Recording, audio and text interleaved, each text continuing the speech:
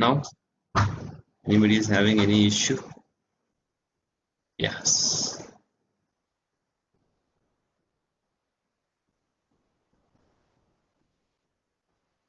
Just a minute. How can I see?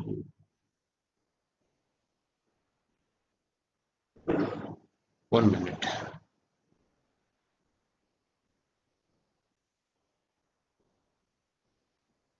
Oh, I suppose.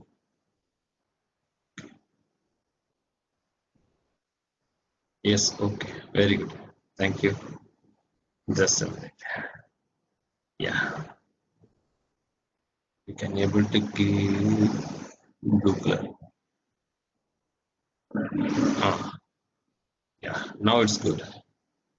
Everything is fine. Very good. Thank you. Just a moment. I will start. Yes, thank you. Good morning to all. I think I'm audible to everyone. No issue. I'm audible to everyone. Yes, very good. Today I will continue my things. Chat. Yes, thank you. So yesterday we started with the polity discussion, and I discussed about the areas like how to handle the syllabus. So this is a very general question general students are asking. And other than this, I just want to know, some students also ask me some questions. For example, people ask me that, sir, the audio is disturbing. Okay, just a minute. Ah, any issue regarding audio? Any issue regarding audio? Can you able to hear me? Just a minute. Anybody is having any issue regarding audio? I will try my headset otherwise. Now? Now it's better? Yeah, thank you. Now it's fine. Very good, very good. Thank you. So yesterday we started with our polity discussion, and I discussed the entire syllabus of polity and constitution. Starts with the first part. Yes, thank you. Start with the first part.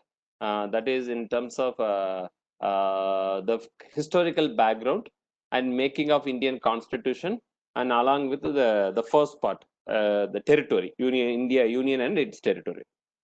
Then when you are moving to the next level, fundamental right and fundamental duties, directive principles, and preamble. These are the most important part. This is the crux of the Indian constitution actually. And when you are going to the next level, we need to classify this parliament into two categories. That is union parliament or parliament and its own executives.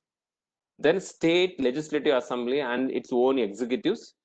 And inside this union parliament, we also discussed about some more executives like the chief executive like President of India and Council of Ministers headed by the Prime Minister and the permanent bureaucrats. Bureaucrats we won't discuss normally. So this is the way we started. And apart from this, we also discuss about some more ideology like the way how we discuss about the areas like, just very difficult. The areas like Panchayat Raj, etc., etc. Then we also little bit discuss about the provisions like, it's too bad. Pencil, I can use it. Okay.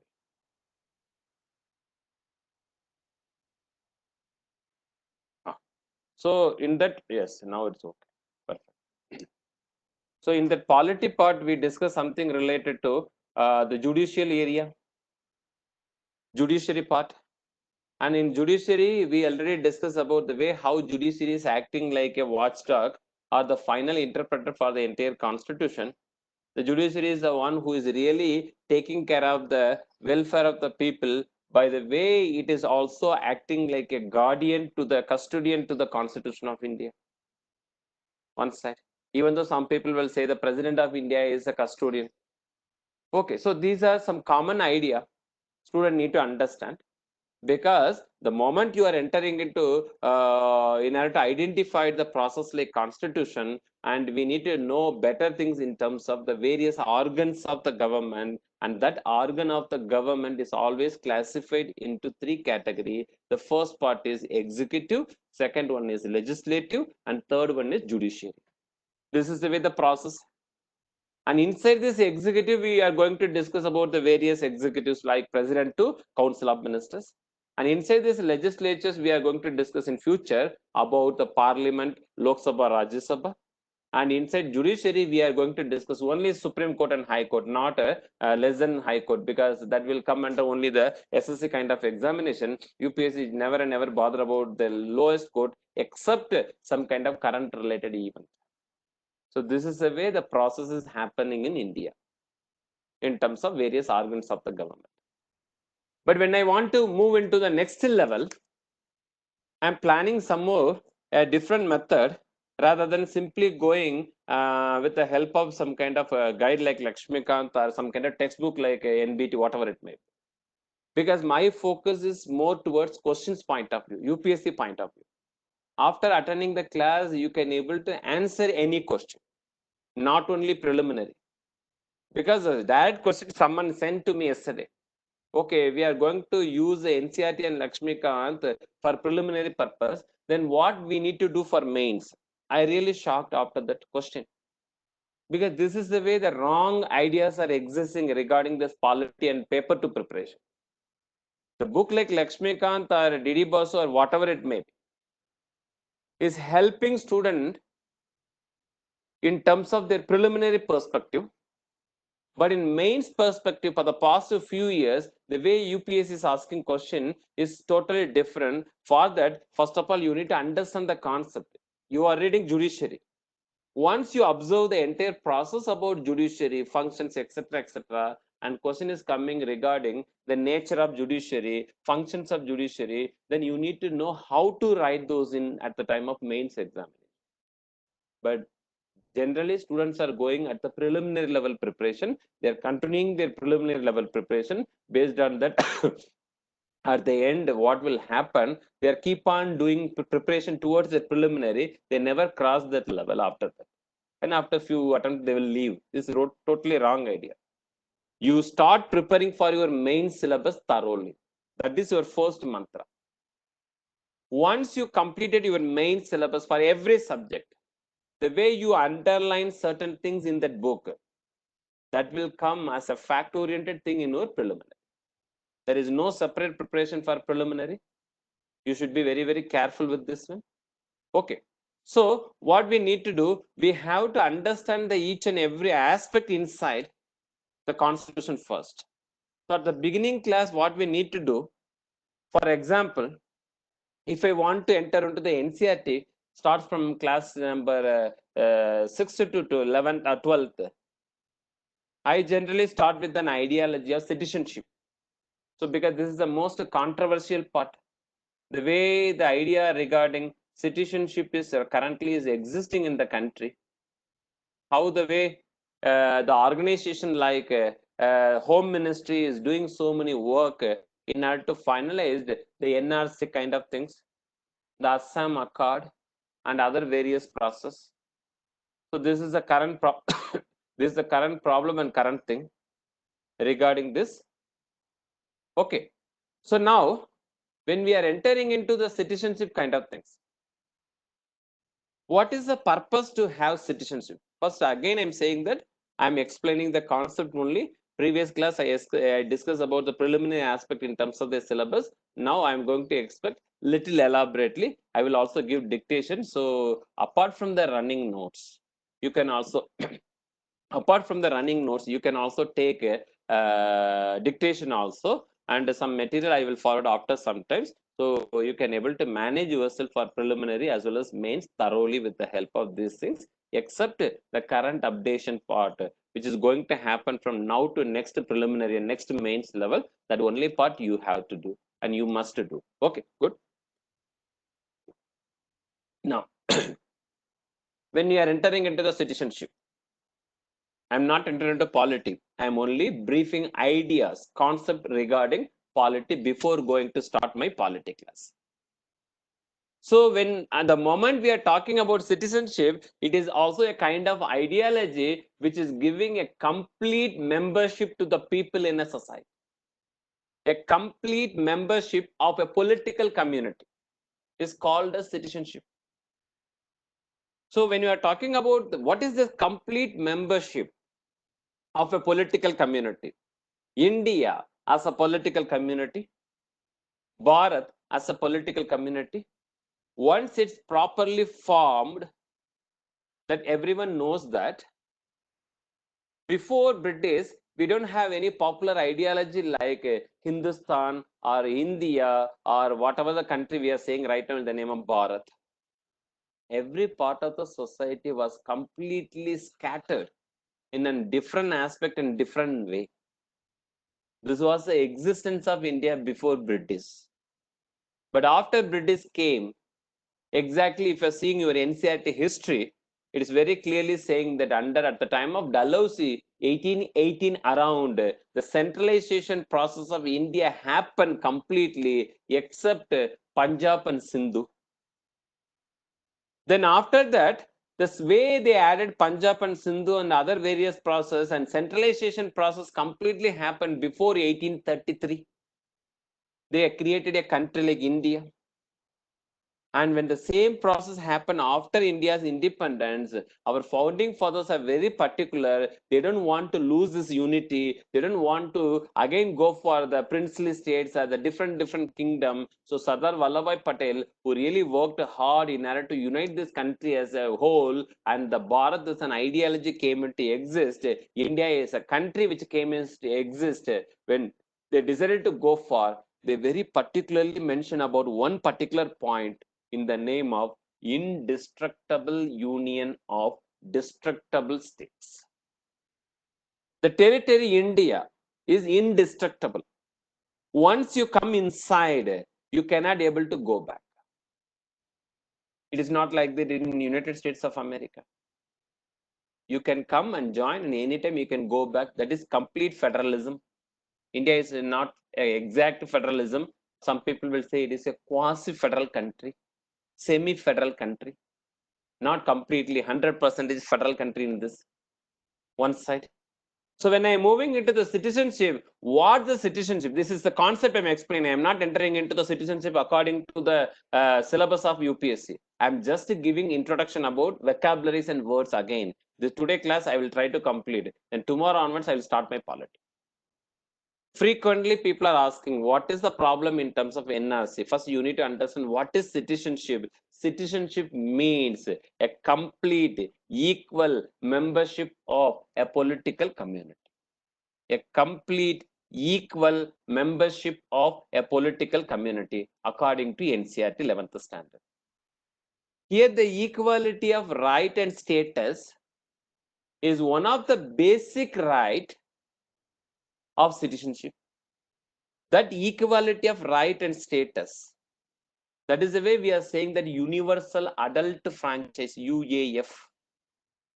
Because when I am talking about universal adult franchise, according to the Constitution of India, which is saying in a very clear manner whether you are rich or poor, whether you are educated or illiterate, whether you are male or female, you need to know one thing, that once you become a citizen of India, without any partiality, everyone can able to access the right of vote.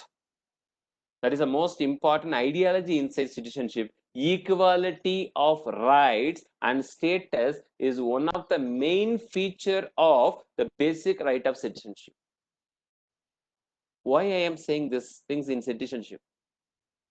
Because the citizenship is an ideology is completely connected with a political community in terms of equality of membership. How I am going to bring equality? You are rich and I am poor. We are not equal. It is a political community. That's why I'm saying that it is not a social community. In society, rich and poor, haves and have-nots upper caste, lower caste, one religion, other religion, all kind of differentiation may and might be existed. But when I'm talking about a political community, irrespective of your gender, irrespective of your qualification, irrespective of your capability in terms of income, I never and ever bother about the inequality. I will always bring the equality through the way I am providing citizenship to rich and poor, male and female, by the way of providing an additional benefit by the way of universal adult franchise, which help the people to confer their right towards as well as enforce their right towards a society, as well as giving an authority to contest in election also, right to vote and right to. So these are the most important thing when we need to talk about the citizenship ideology. But when I'm talking about this right to full and equal membership, this full and equal membership is also having many other feature. I am a citizen. What kind of benefit I'm going to get? I'm an alien, foreigner, who just enter into India for some tourism purpose. Whether we both are equal, our universal adult franchise is nothing but that I will discuss later in terms of the electoral process. According to Article 326, I will define it very clearly. But right now, you need to know only one thing, that the person who reached the age of 21 at the time of commencement of the Constitution are eligible to cast their vote and eligible to be a representative of people. Universal adult franchise. The Constitution is conferring certain right upon individuals inside the society. What kind of confirmation? That is 21 according to the original Constitution. The commencement of the Constitution around the time of 1950, 26 January, it is only 21. In the year 1989, based on the amendment happened during the time of 61st, the government of Rajiv Gandhi reduced this age from 21 to 18 one night. After that only it became 18. According to the original constitution, it is only 21. So you are maybe in the category of gender discrimination, male and female. We don't bother about it. You are rich and poor, don't bother about it. Why I am specifically pointing this particular point in citizenship? When a country like United States of America and other various countries in this world, when they got independence, they never and ever bother about the process of equality. Citizenship is saying that equality among all, among the political community. But when I'm giving independence to my country, when I got independence from other people, and when I got independence and my country became independent democratical country, when I'm going to give the citizenship and other various idea, I never bother about women as equal with male. America got independence around after the 1789. 1776 onwards, the process happened. Declaration of American War happened.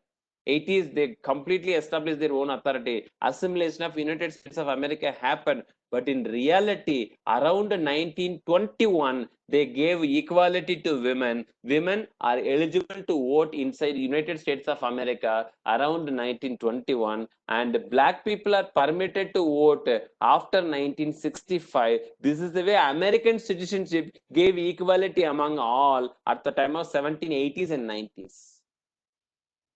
Citizenship means providing equality, equal opportunity among all members, bringing equality among all members. But I never consider women equal with the male, Negroes, black people equal with the white people. This is the way America handled the people. But when India decided to go for independence, and when we got independence, we never and ever bother about this kind of inequality. Indian founding fathers clearly said that whoever is eligible to cross the age of 21 or be the voters inside this voting list, and they can also able to stand in election after 25 years of age.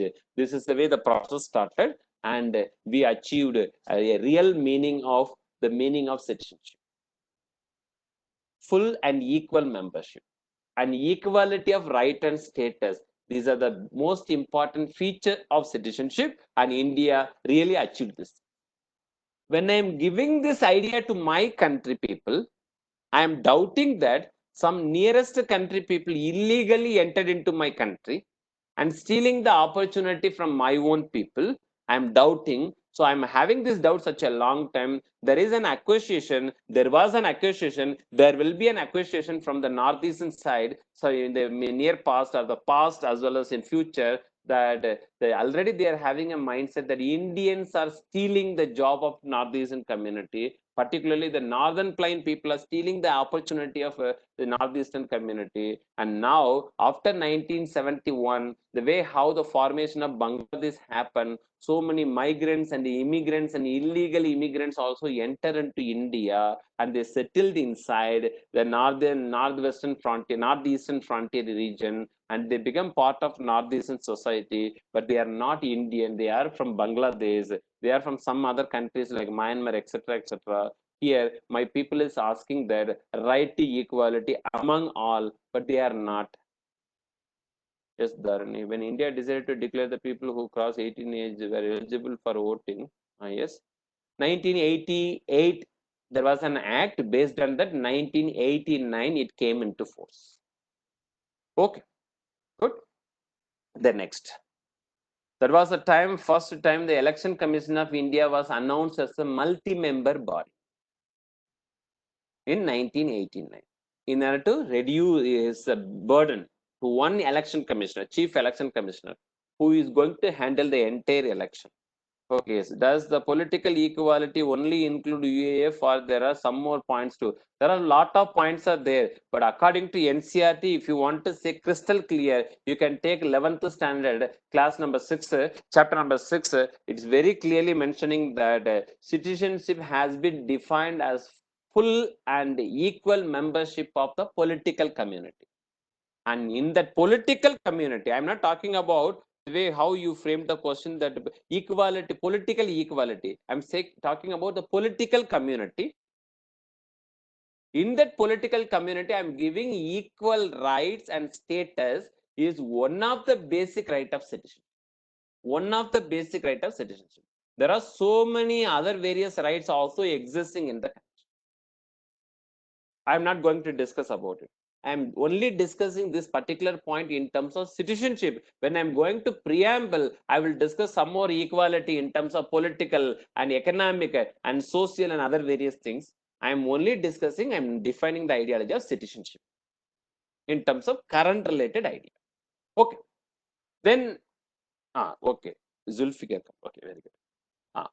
When I'm saying this, the full and equal membership, I'm not only now I'm moving from political right. I'm not only talking about this political right. I'm also giving some more rights to the people. The best example, free to move anywhere inside the country. For example, when the COVID situation happened, so I was residing during the time in Delhi. Just 2-3 days before the lockdown, I moved into the area of Uttarakhand. Now I'm deciding that okay, this is the best place to reside in terms of so many way, natural way. So I decided to stay. I want to continue my stay in the Uttarakhand right now for the next 1.5 years or 2 years. But I originated from Tamil Nadu and migrated into Delhi. Now I am trying to settle inside Uttarakhand. No one can able to stop me. Even though these areas are the border areas, here the people can able to buy property only the local resident. Okay, local people. But I can able to stay here and reside here. No one can able to stop me, including Jammu Kashmir after independence and before 2019. I can able to reside. I can able to move anywhere except the sensitive area, protected area, national important areas, security area. I cannot able to. Other than that, I can able to move anywhere. This right is not available to foreigners. Foreigners are not permitted in this place. It is a very sensitive and security area. The police will stop the people at the very beginning of the areas like Rishikesh, and after this in Uttarakhand level only. No one permitted to come near to this Gangotri area. One side. So when I'm conferring a freedom of movement other than this political right. Other than this political right, I am giving some more fundamental rights. In fundamental rights, we will elaborately discuss. Just you understand fundamental right, which define inside the Constitution from Article 12 to 35. Article 12 to 35 is talking about the fundamental right principles. These rights, not all rights, certain rights are available to foreigners.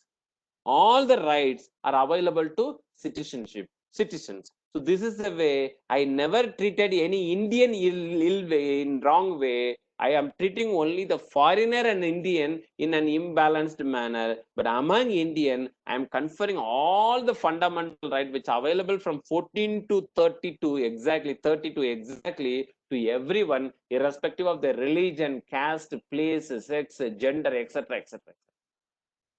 So this is an idea of citizenship, equal right. Martin Luther King has very clearly mentioned about this.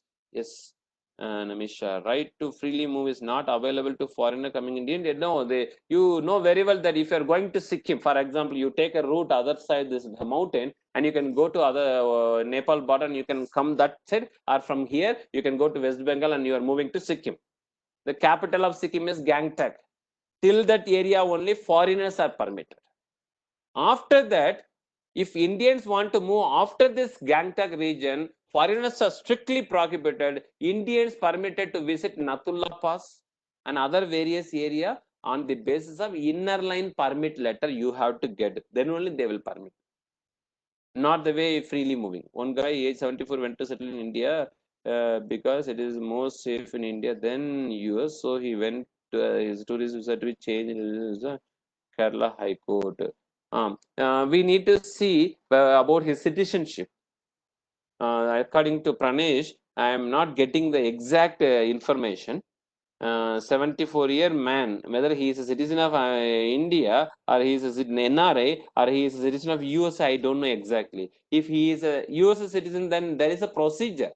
You can't able to take citizenship directly.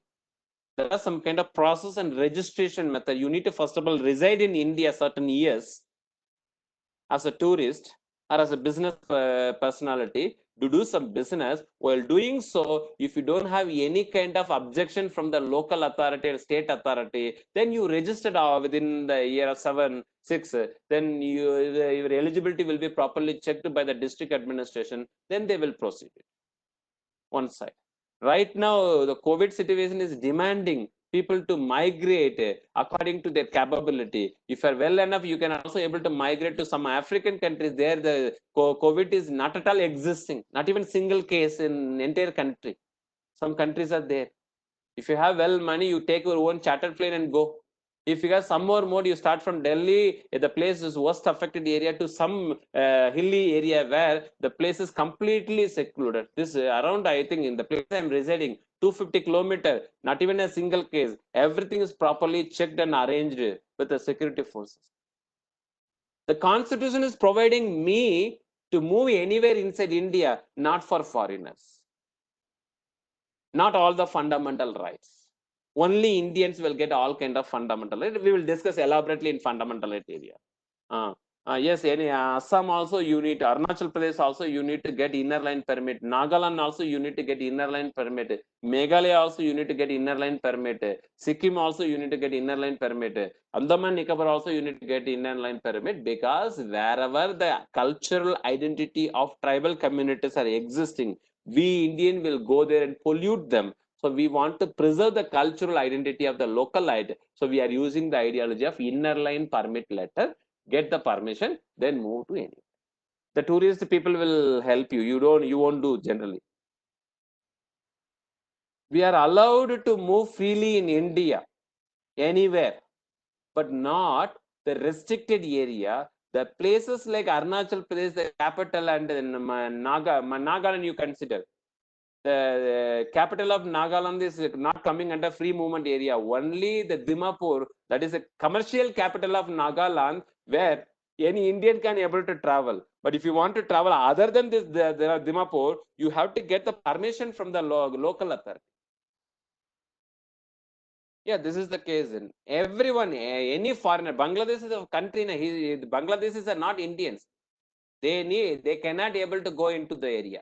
You have to get the inner line permit. Okay, if you are belongs to Indian or foreign, and foreigners are strictly prohibited after certain year. We will elaborately discuss in appropriate place. Okay, don't do it. So this is the case, and when I'm continuing this particular ideology, some people are also discussing about some more process like universal citizenship, global citizenship, like the way how the Prime Minister of India is talking about Vasudeva Kudumbakam currently. But Vasudeva Kudumbakam is not the sole property right of Narendra Modi ji. It was an ideology existing inside the Indian culture and Indian way of life such a long time before. The way how Indian people are interacted with the Rome civilization, Mesopotamian civilization, Sumerian civilization, and other various civilization, Indians really acted once upon a time also like a Vasudeva Kudumbakam. Now the government want to propose this ideology. Bhagat Singh, very good, boss. Bhagat Singh also followed it. Okay, good. So some more ideologies like this, Vasudeva Kudumbakam after this LPG era is demanding and diluting the provisions inside the world regarding citizenship. I'm updating recent after 1990s. Your books are saying before 1990s. Now we need to update it to the next level. The citizenship is an ideology was defined inside the constitution at 1950. And within the same year that Representation of People Act came, and some more various Citizenship Act came 55, and various amendment inside till 2003 and 2018-19. So many things also happen inside India. This amendment now and then is modifying some provision. Now people are talking about citizenship in terms of NRC along with Assam Accord. That is a different story. But when I am going to the universal citizenship, this is a future concept, like the entire globe is considered as a single village. So we need to go for universal citizenship. There is no boundary, there is no geographical demarcation between one place to another place. Anyone can able to go anywhere. Global citizenship, because once you all become, I usually tell to my students that okay, I'm blessing you all, that I am right now helping students to enter into the civil services for Indian side, and once you elected into the civil services, you may go to the state side like Kashmir or Kanyakumari or some other places you are going to work. But I will bless you all that one day one of my students will become the Home Secretary of Mars, Jupiter, and other various places also. Who knows? The possibilities are there. So when we are expanding our own presence throughout the world, throughout the galaxies and universe, there may be a possibility that the earth will become a universal citizenship kind of ideology. These are the future perspective. It's possible because some of the policies of US and Western, you are asking the question. Yes, the world is talking because after the LPG era, physical presence of citizenship is not possible. We are having some kind of a restriction. Every country is having a restriction, but virtual citizenship are possible, right? I'm just saying that, Mr. Abhirov, that I'm just saying that when you are going to be the chief secretary of Mars and Jupiter, you have to think in that situation. When the human settlement is entering into those planets, possibilities are there. But right now, virtually we can able to create a concept like Vasudeva Kudumbakam, but it is very, very difficult to dilute the geographical boundaries among the nations. It is impossible for the next 100, 200 years. I'm talking about the future concept. So the founding fathers are keeping everything in the time of 1940s and 50s in order to think about the 200 year, 3000 year, 4000 year on behalf of the Indian country, on behalf of their own constitution. That is the most important ideology. You need to remember the universal citizenship and global citizenship is an ideology they are proposing, but there are a lot of difficulties are there. But still we are striving towards, we are working hard to achieve these things, because when world comes together, then possibilities of the conflict will also go down. People are thinking that, but we are having some more ideas are there that will take. For example, before LPG, we never thought about this universal business and other various ideology. After LPG, now even if you want to stop certain things, WTO won't allow you to do the things. We have to open our market. The same way, some more organization, some more concept may exist in future regarding this universalization of citizenship or global citizenship. At present, it is impossible. Impossible. Okay, good. Then after this citizenship, I need to, what is this LPG? Sorry. Yeah, so liberalization, privatization, globalization. Before 1990s, the world communities are having some kind of ideology that is called as the protectionism or the iron curtain method, in order to not to allow the world countries inside their country to do business. Domestic players only will get the preferences. After LPG liberalization, you have to liberalize your economic policy. Privatization, government need to shed their role and allow the private player to do that work. And globalization, that means it is not only made in India, made in China, it is made in world. Anywhere you can able to create, anywhere you can able to sell it. Yes, license Raj before 1990. Everything and anything you need to get license from the government. After 90s, it is not license Raj, it is people's Raj, we can say that. And but people are criticizing the governments in the name of ordinance Raj. That is a different story. The conflict between political parties, license Raj Congress, ordinance Raj BJP. That is already asked by UPSC in 2016 main examination. Okay, good. Good, Saurav. All participants. Okay, anyhow, good. So when you're talking about the next concept, just I have introduced the ideology of citizenship. We need to discuss about the citizenship in terms of Article 5, 6, 7, 8, 9, 10, 11. Once I enter into proper polity class from tomorrow onwards. But when I'm going to the next level after citizenship, I want to introduce the next vocabulary, next concept from your NCERT, the chapter number 7th of class 11th. Nationalism. So I'm moving into the ideology of nationalism. So what is this nationalism? The term nationalism, always like the way how people will say about it, derived from Latin word natio. You just take the first few letters of nationalism.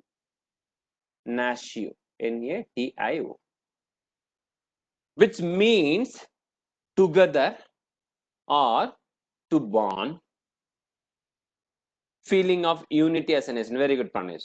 Together or to be born. And nationalism is an ideology of a psychological expression. This is the most important thing you need to understand. You are from Kerala, Pranesh. I'm talking about you. And according to Saurav Singh, if he a proper Singh, then I may think that okay, Saurav Singh from Punjab. And someone is asking some question from Atul Kanwat or Nauful or some kind of cons or etc. etc. etc. So according to the name and area and surname and religion, I may have some kind of classification. She may from northeastern state, he may from Kashmir, he may from Kerala and etc. etc. Completely diverse nature. But we people of India is having a feeling that we all are united together in the name of nationalism. Inside my mind will say that I'm having a Tamil feeling, and someone may have some kind of Gujarat feeling, northeastern kind of feelings, etc., etc., based on their locality and mobility and domicile. But in practicality, no one doubt about this unity in diversity. No one will question about the concept of union, unitedness in the name of Bharat oblique India. If you are doubting that, better you leave the country.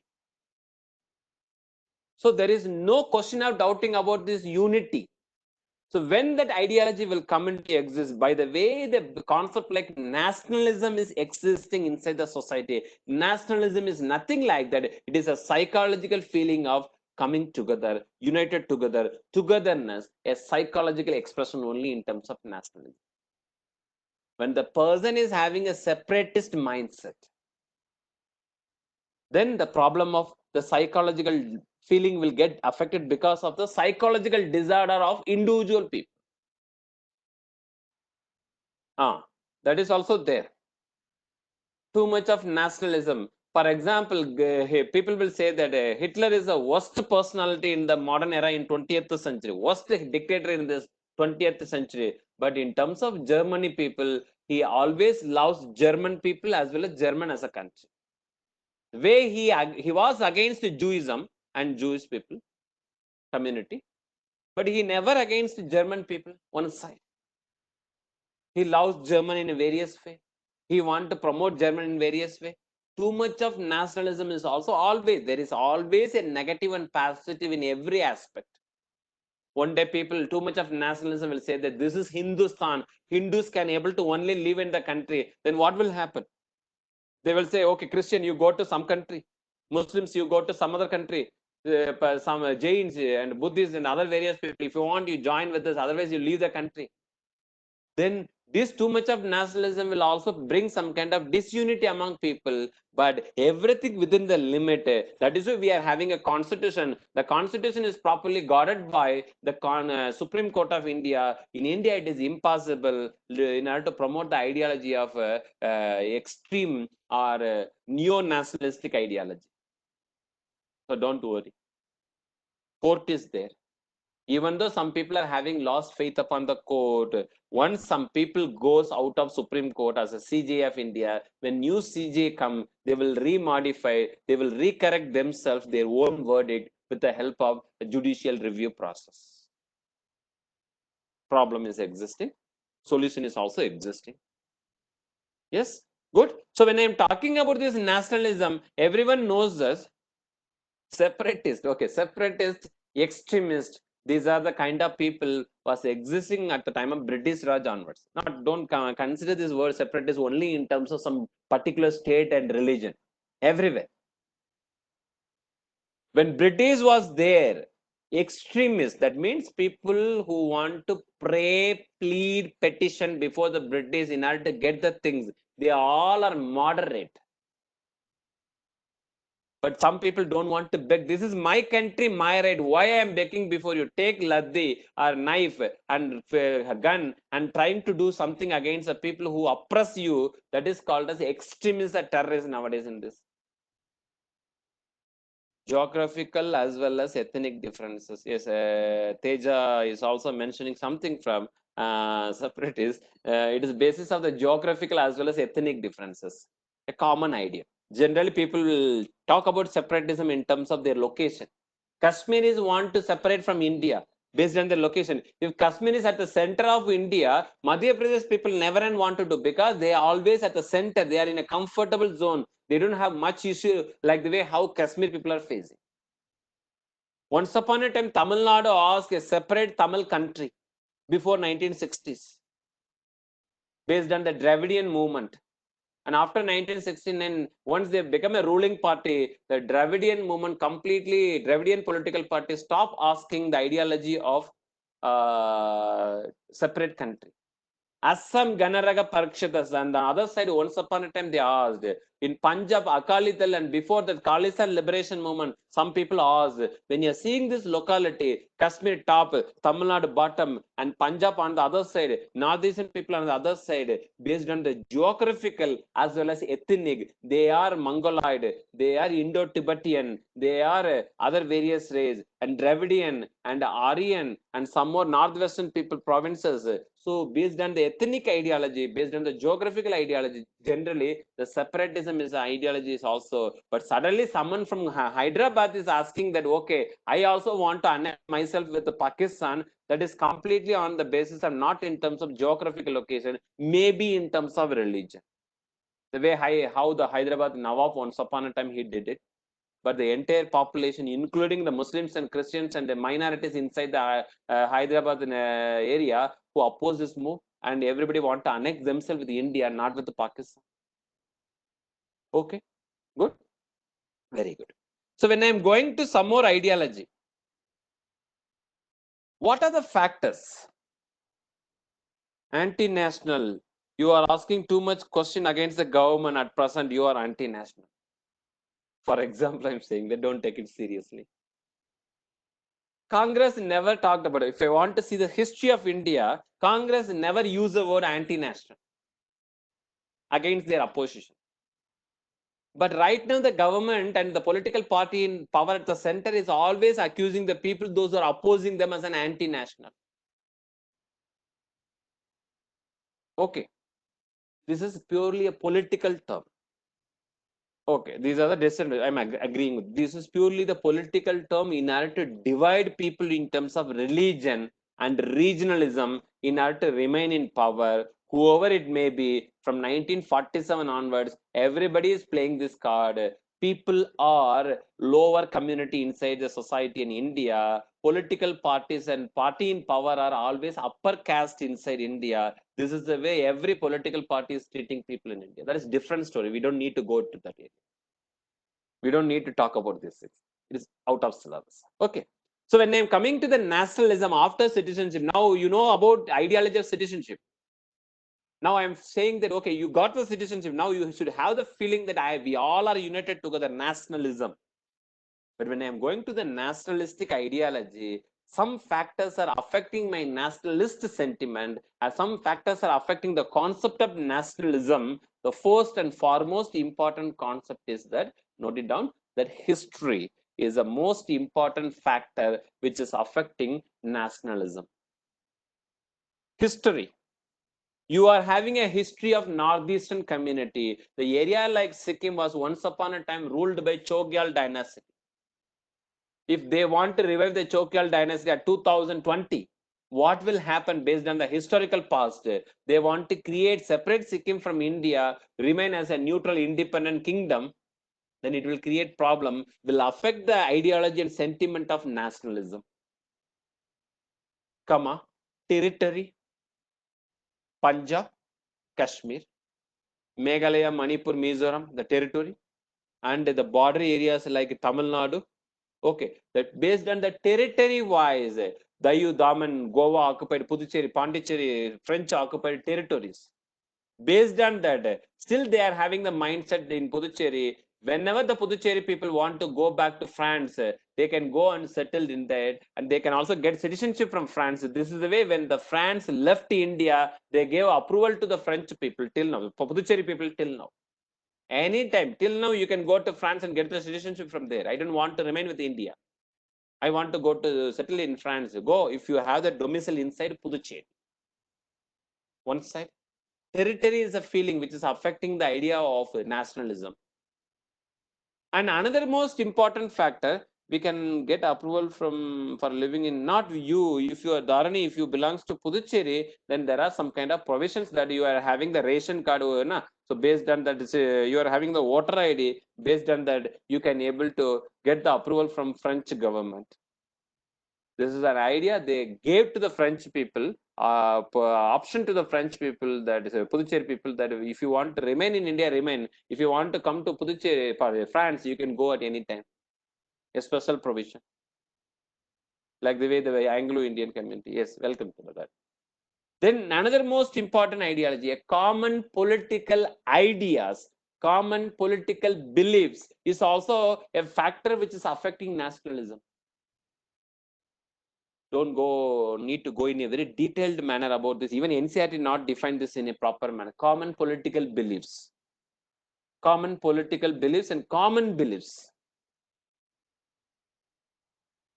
Then it will become very too much towards religion.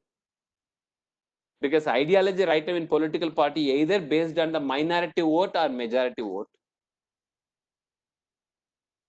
Time the Qing dynasty and China, Now, after this 1940s, the way how the things like the dynasty people completely retreated inside Barmosa Island and settled inside Barmosa Island, formed their own country in the name of Republic of China, which is modernly called as Taiwan, and the communist and people of China completely formed their own republican form of ideology. Then later it became a communist ideology, and completely they changed their name into People Republic China. That is different. Okay. Anyhow, is the disadvantages of nationalism. There is always positive and negative for every aspect. Every aspect. Some people are saying that if you are dividing India into approximately 20-25 countries, balkanization of India will benefit for the entire globe, because Europe are small countries. So they are doing well in all the administrative and other various parameters. India is a very big country. The population of UP alone is coming under world 11th populated most popular country in this world. In terms of country wise, you take Uttar Pradesh. So people are saying that the big geographical, vast, wider nationalistic ideology is also undermining the proper progress of in terms of developmental area. If you are dividing and taking Kerala outside India and make it Kerala as a separate country, their human development index is far better than India. That will benefit for the entire globe. Balkanization of India. This was a paper presented by the Communist Party of China. Divide India into 20 for the benefit of the world. Nationalistic ideology is also having some negative.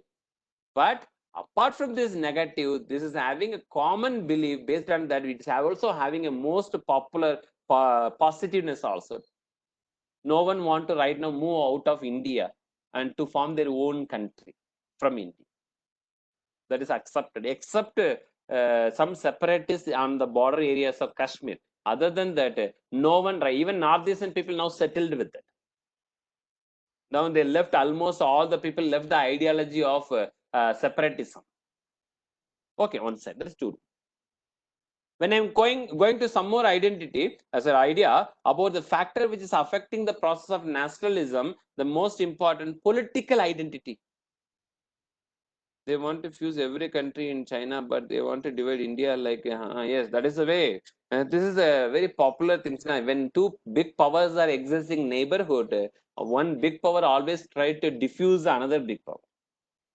The things happened since 1940s after the formation of UNO. The world was completely divided into the ideology of, yes, just a minute. We were divided into the ideology of capitalism and communism. And communistic ideology, they want to divide USA. Capitalistic ideology, they want to divide USSR. At last, 1989, when India gave the voting right from 21 to 18, USSR got disintegrated into approximately 15 small countries.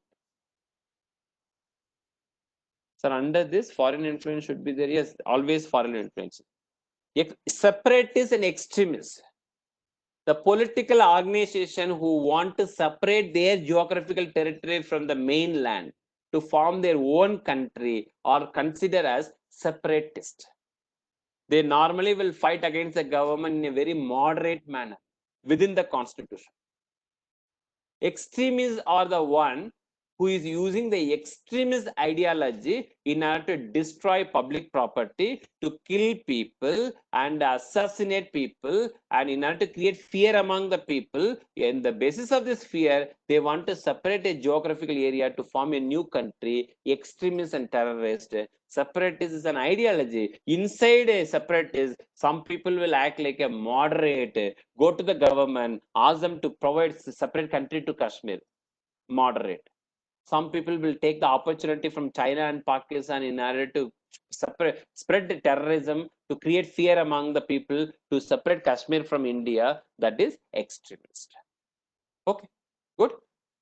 So these are the common ideas which is existing inside the country with the factors which is affecting nationalism. That is first the historical background, the territorial area, common belief and common political ideas and common political identity. It is also too dangerous. If one country, one state, one political party is completely trying to rule India, then at the end it may turn in any direction.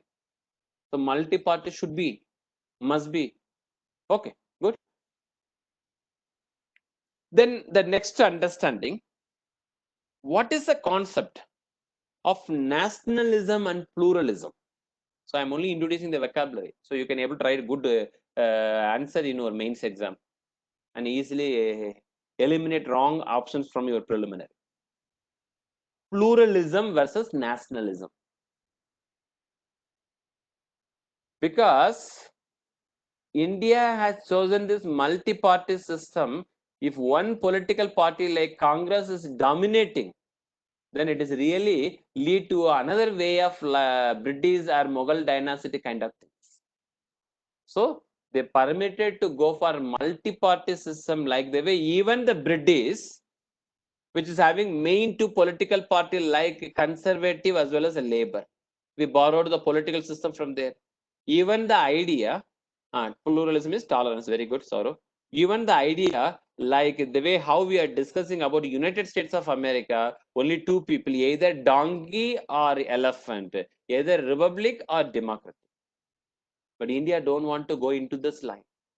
India want to use the maximum benefit. By the way, they studied various countries, Switzerland, Scandinavian country, and finally, in order to, if you want to strengthen democracy, anyone can able to form political party and contest an election. That is the most important to strengthen the vital organ of democracy. Multi-party system was permitted inside India since independence and still is existing.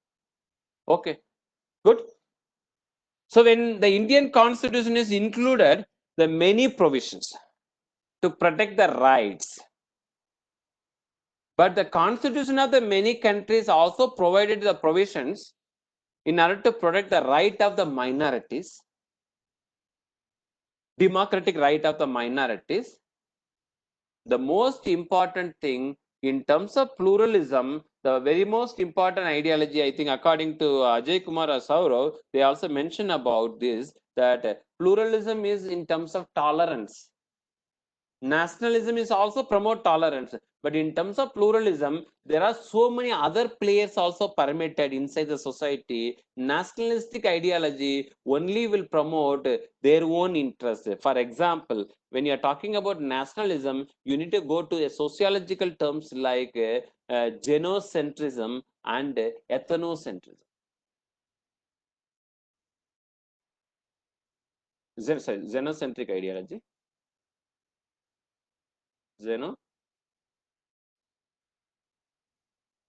Centrism and ethno,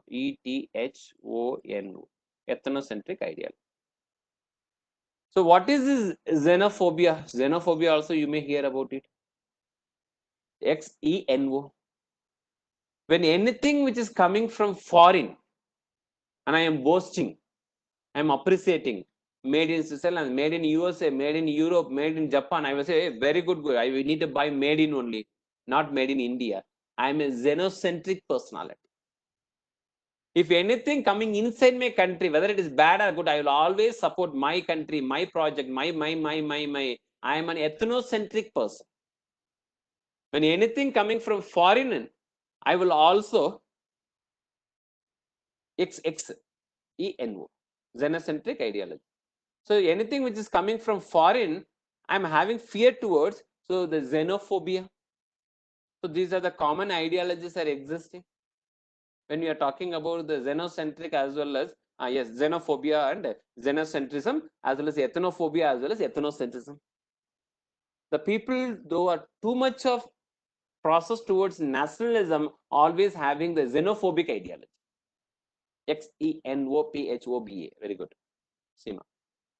So this is the way you need to compare the ideology of pluralism versus nationalism. Nationalism, sometimes the negative aspect will promote the idea of xenophobic mindset, and pluralism will promote the ideology of xenocentric mindset. Possibilities are there, negative aspect of those things. This is this much more than sufficient according to NCERT. Okay, good. Then next one. You got the ideology of citizenship? Yeah, Albert, that's correct only. They really feared about the Jewish community's development, xenophobia. So, they don't right now. I'm not not going to define anything properly. I'm just giving briefing the ideology with the help of simple. Because if I'm defining, then legally according to NCERT or any book, then you may get confused. Okay, so I'm just I'm explaining the word as simple as like Lakshmika.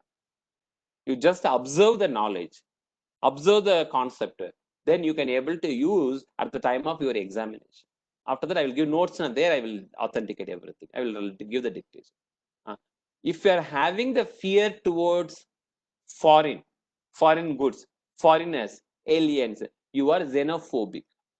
If you are having a mindset to always boost price, foreign product, foreign goods, purchasing Audi, BMW, not the Indian made Tata and ambassador, you are xenocentric personality. And only purchasing Mahendra, Tata, and not to buy anything from Audi, BMW, you are ethnocentric personality. Ethnocentric personality. You understand now?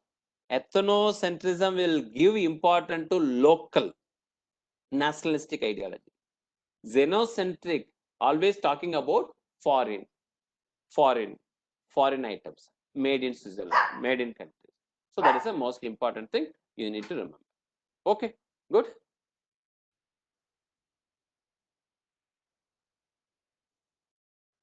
The next one, just a minute, I'll wipe it down.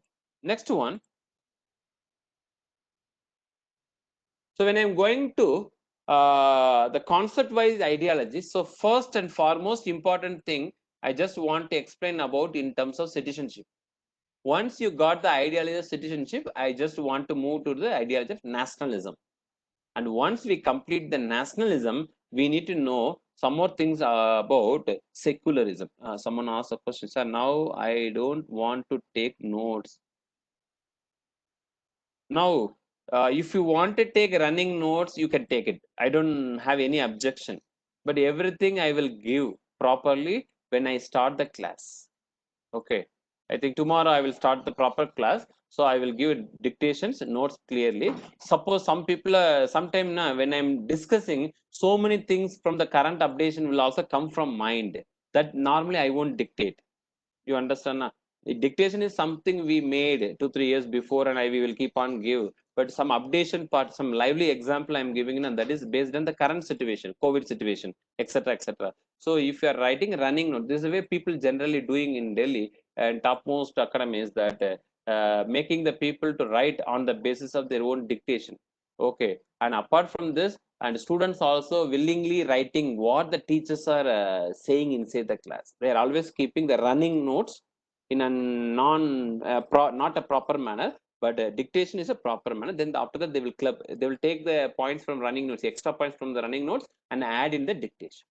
So everything is okay. Don't worry. Dictation I will provide, notes I will provide, but at the same time, running notes also, if you want, you can take it. Otherwise, I think recorded things also available. After sometimes you can also access the recorded video now, so no issue for you. Whenever you are having doubt, you can recording is that is the most important thing. Go to the back area, listen it, and observe it, and come back. Okay, good.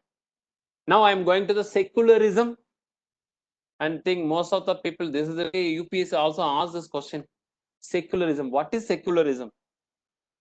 When I'm talking about secularism, the most important ideology from the Western side and Indian side is, welcome Bharat, Western side and Indian side, that Western countries are completely removed religion from their affairs of state.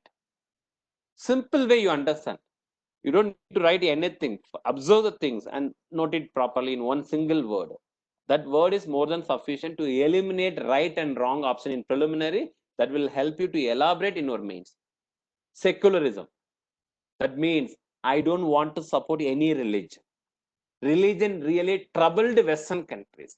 17th century, around the time the industrialization process started, but the influence of religion and the Catholic as well as the influence of Rome and Christianity was too much unbearable inside European countries. That is why the Protestant ethics and other various subsection of Christianity came into existence. So many rebellious, cross war, and other various things have happened. Finally, a well liberalized society like France around 1789 decided to go for a complete ideology of secularistic mindset that separate religion completely 10% from the affairs of state.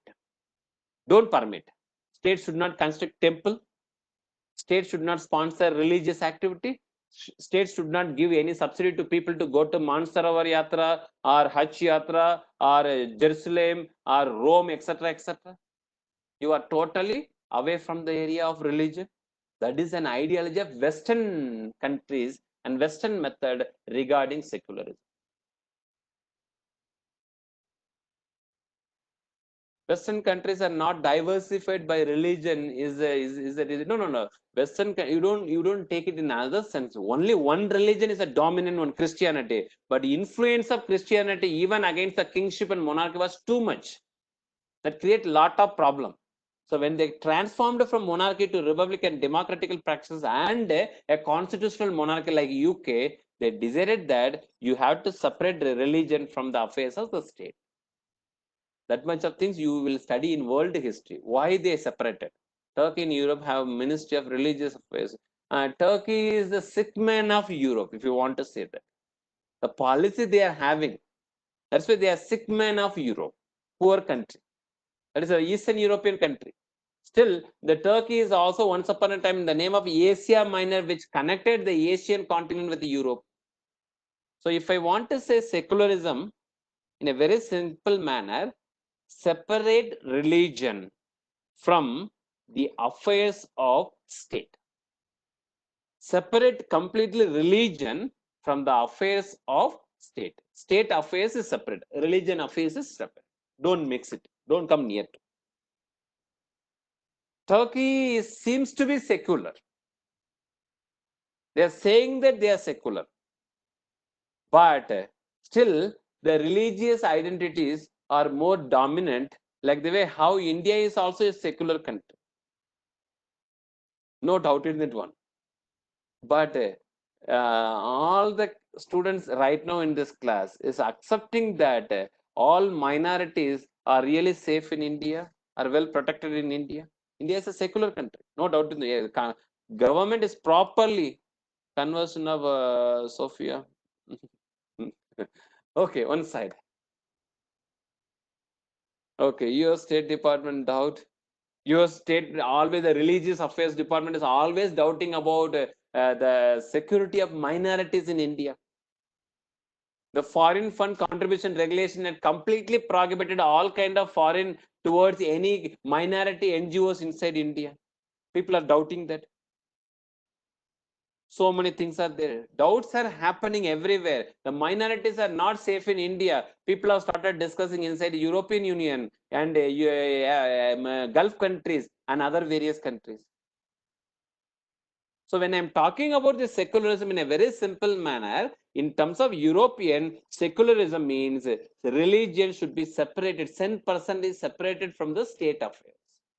But when I am coming back to India, India is a secular country, no doubt in that one. Any country can be truly a secular unless the majority takes responsibility for the safety and well-being of the minority. Yes, that is a truth thing. When Muslims are majority in one country, minority Christians and Hindus and other various communities going to face some problem. When Hindus are majority, when Buddhists are majority, minority conflict will exist anywhere. But what the constitution is saying that we need to see through the constitution. Political parties are not above the constitution. No one is above the constitution. What Indian constitution is saying about secularism, state won't support one majority religion. State will support all religion equally. State is not separating religion from their affairs. State will involve into the religious activities, but at the same time, state will treat, India will treat, government will treat Hindus, Hindu religion as equal as with Muslims in minorities and other various etc., etc., etc. So this is a speciality about our constitution regarding secularism. These things only France need to learn it from India. Right now, the France people are having some kind of difficulty. Secular country prohibiting people to put veil. They are completely prohibiting the religious sentiment. This is my fundamental right. I am having liberty, equality, fraternity in France, but I cannot able to wear my cross here, my cap over my head as a Jewish community. I can't able to keep my beard as a Muslim as well as Sikh community. Turban I am having, the burda they are putting, barda they are putting, they are having some issues. Veil they are keeping, they are having some kind of issue. My religion, I am having my own affairs. I am having complete liberty in terms of 1789 declaration from France, and it is completely announced that okay, we are going to have an ultra secularistic ideology, but still people are having some problem right now in France. But this is the way India can able to teach. As a student of UPSC, you have to write like this. Article 25-20 defines Indian secularism. Article 25 and 28 only talking about the minority rights in various way. But the most important problem, the secularism is an ideology inserted inside the preamble and various other things we are going to discuss, but not at all defined properly in our country through our constitution. That is a problematic thing. But understanding wise, we are having a practice that religion is not separated from state in India. Religion will equally treated by the government. That is why when Hindus want to go to Mansarovar Yatra, government will give proper subsidy to them. When Muslims want to go to Hajj Yatra before 2018, government will give subsidy to them. When Christians want to go to Rome and Jerusalem and etc., government will provide subsidy to them, etc., etc. In France, it is compulsory to wear a mask and cover your face, but it is illegal to use a veil to cover your face. So person can be tried to both covering and not covering their face. It's funny. Yes, yes, yes. This is the way. They are saying that ultra religion should not. But the way they are practicing in practicalities, it is really affecting some kind of people from minority community. Na?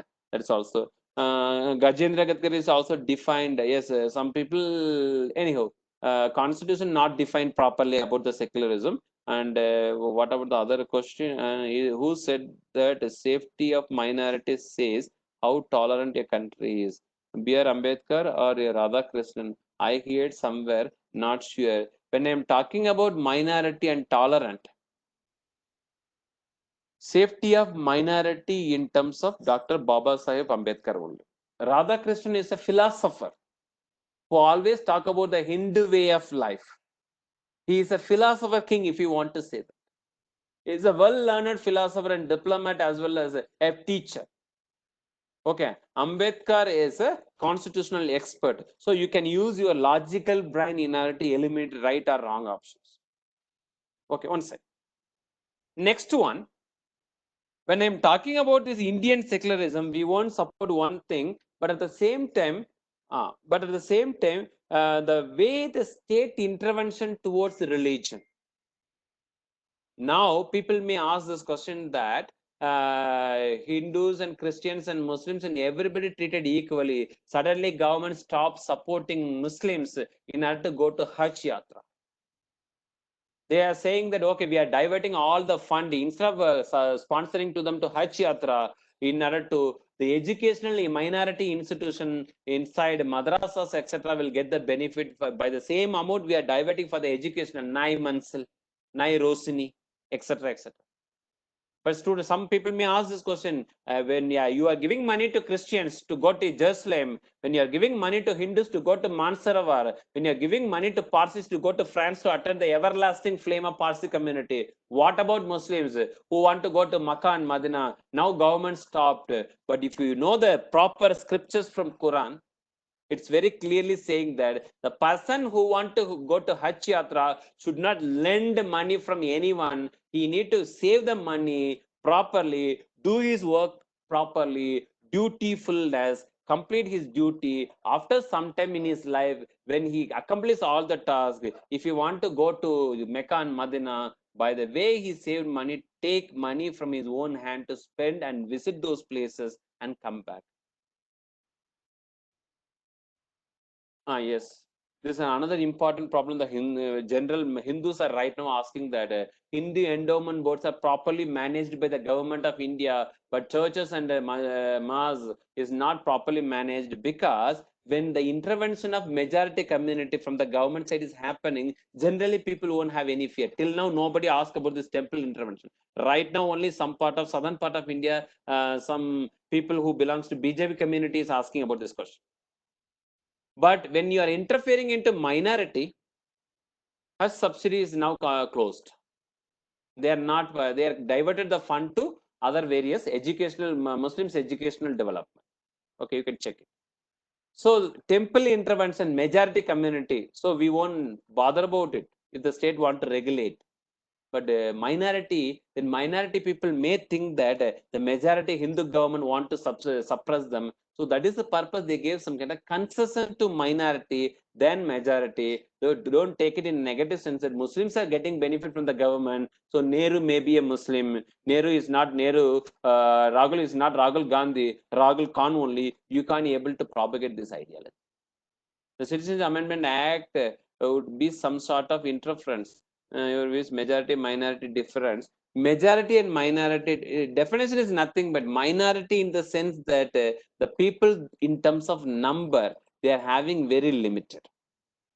In terms of religion, in terms of race, in terms of ethnicity, in terms of language, in terms of anything, they are very least in number. They all are considered as minorities. When someone is in terms of major number wise huge, then automatically they will come into the category of majority.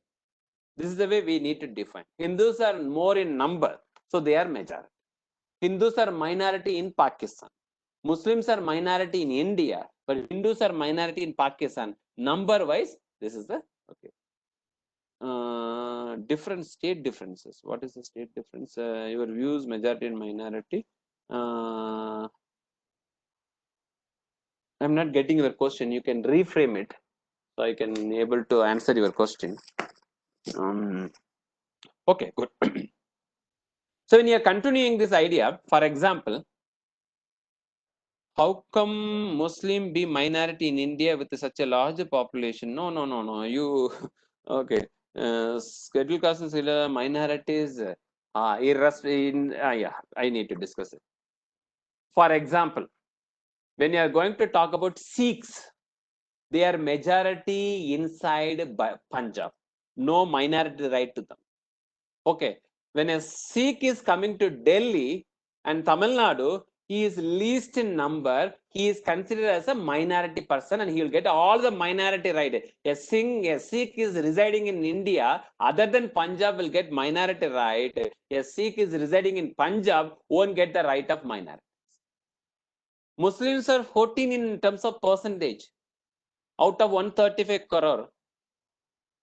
And to okay, in some places Christians are majority. If you are going to Kerala, for example, some district, you go to Tamil Nadu, Kanyakumari, the border district of Tamil Nadu and Kerala, approximately 48 to 49% of Christians.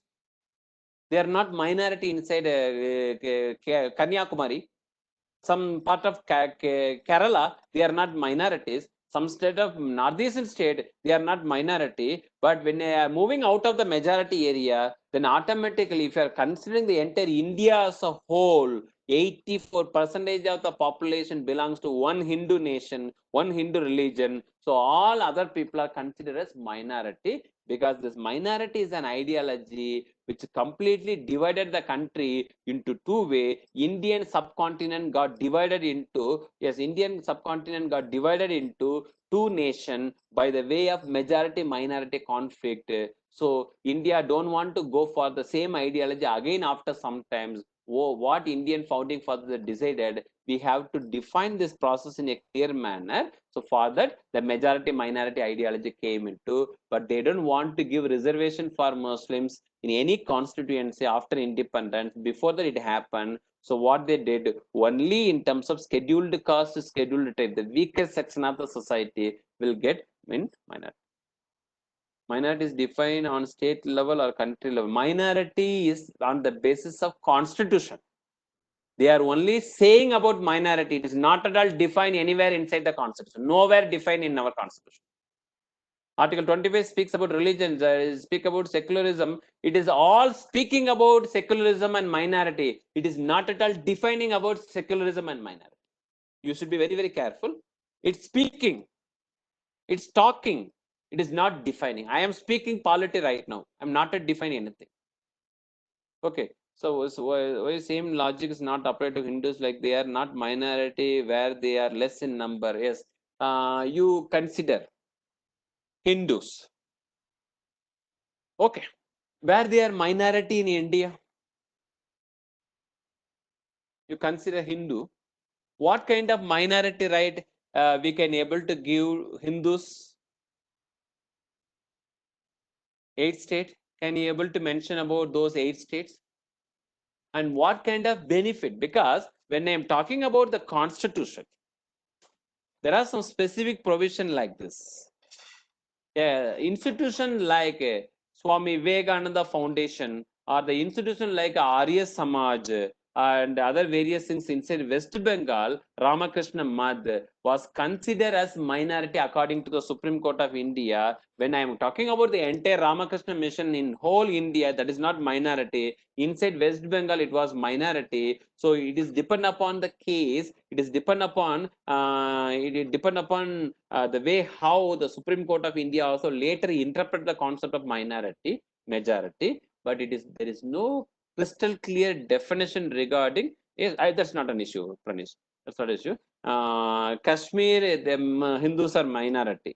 Okay, but the Constitution of Kashmir is also providing certain provisions to minority. Yes, very good. Seema also to mention about Lakshadweep 2.1%, Mizoram 2.7, Nagaland 8, Meghalaya 11, 28 for Arunachal Pradesh to Manipur, yes, Punjab and other various things. These are the area where the Hindus are minority in 8 states. But when I'm talking about the constitution as a whole, India is defining minority through the constitution on the basis of the 10% of the population of India. So the founding fathers only consider that ideology for the nation, not in terms of state. That is why for the getting some kind of benefit, Punjab and the Delhi controversy regarding Sikh. But Sikh minority was denied to Sikh community inside Punjab by the court of India, not the government of India. Yes, like this manner. Only the court can be able to interpret this ideology. Constitution can be able to interpret by the court. So you have to file a writ petition before the Supreme Court of India to discuss about the same question. Then there may be a possibility to give made this minority rights to Hindus also in those states, because I don't know exactly about what laws the Nagaland government and Kashmir government is having towards minority. Certain minority right has given to Hindus inside a Jammu Kashmir constitution and the Nagaland constitution. Special provision is also existing for minority, but not exclusively in the name of minority right, because minorities defined in the constitution. The Jain community was a recent community added into this minority list after 20th century. So there is a different things. Leave it. Then when I am talking about the idea of secularism, when I want to say according to NCRT, sir, why SC, ST, OBC are only Hindu, not Christians, and why SC, OBC for only Hindus and Sikh Buddhists are not Christians? If you are giving the scheduled caste status to minority community also, the person who converted himself from Hindu to Muslims, Hindu to Christians, Hindu to any things, automatically will lose his caste identity. Hinduism is practicing caste identity. Christians are saying that they won't practice caste identity. Muslims are saying that they won't caste identity. All are equal. That is why the people, those who belong to scheduled caste, are converting themselves into Buddhism and Christianity and Muslims. We have to bring equality among all religions. But still, in order to get the benefit of scheduled caste and scheduled tribe, they will practice Christianity and Buddhism or Muslims or other various things. In the certificate, some people are keeping that religion. So all our facilities of scheduled caste and scheduled tribe will be available to you. A kind of forgery one side. The main purpose, if I am allowing the scheduled caste, scheduled tribe benefit to the people who come in my transform into the other religion like Muslims or Christians, then the conversion will be at the huge level. Everyone try to convert the Hindus into Muslims. You don't lose your scheduled caste identity. You will get the benefit. Come to my religion. Come to my religion. Already people are talking about the Christian missionaries and other various things are happening. Nowadays, the BJP government is talking about it. So, in order to avoid these things, the government kept it in a proper manner. Once you converted yourself into other religion, you will lose a caste identity. You will become backward community. So, you can't able to avail your. So many questions are coming. Just a minute. Some Hindus are practicing Buddhism, so they will change the religion. We have to ask a question to Priyanka Gandhi only. If she converted herself into Buddhism, then automatically she will come into the backward class. Okay, not the forward class. In secular country, can the head of the state be from particular religion?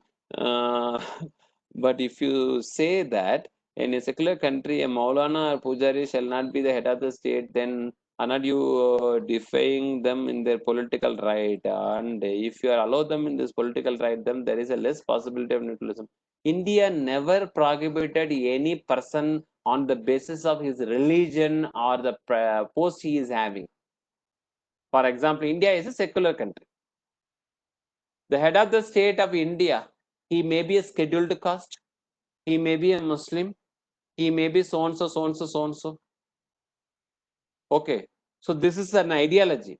If a country is prohibiting one minority religion to be the head of the state, that is not a secular country. Then that is a majority religion based country only. That is not really a secular country. Okay, then this is an ideology. Sorry, just so many questions are there. In Christianity and Islam, there is a sectarian problem, and Hindus, there is a casteism. Yes, everywhere, everything is there. That is a problem. Okay, everywhere, everything is there. They said at the beginning that, okay, you come to Buddhism, we won't have any issue. But inside Buddhism is also the converted Buddhist and the original Buddhist, the upper caste are original Buddhist, lower caste are converted Buddhist. Christianity, the proper casteism is existing. I don't know about other religion, because as a Christian, I can able to say that this is a Christianity, casteism is existing in southern part of India. No doubt in that one. PG Buddhism, okay. If it is possible to practice, sorry.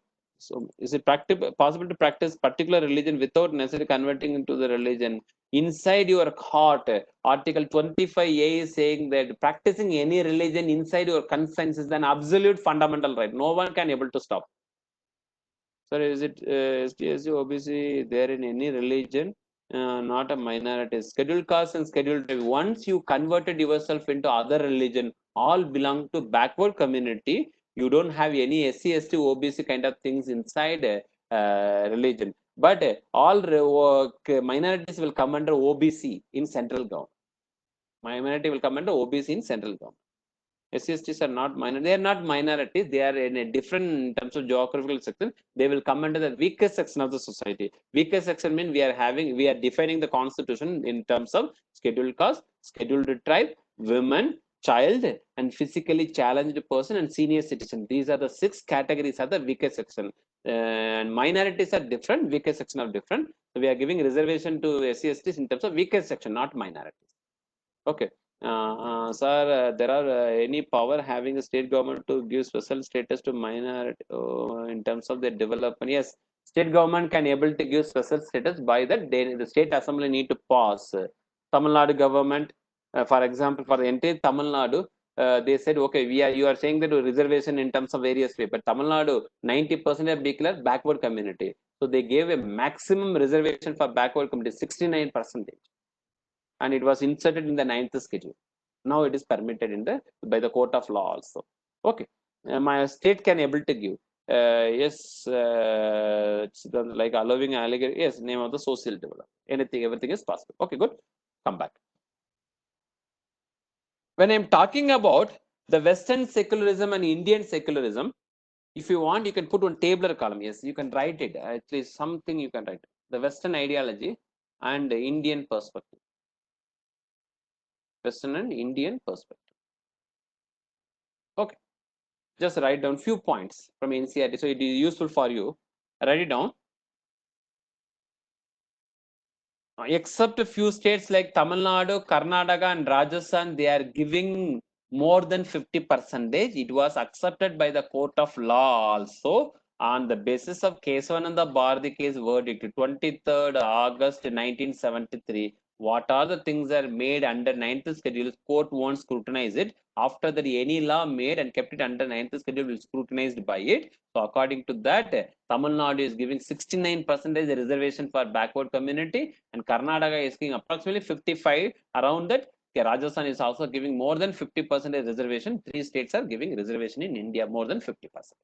Okay, here you can write it down because already this was the same table again. Based on that, some question came appear in UPSC 2019 mains only. Note it down.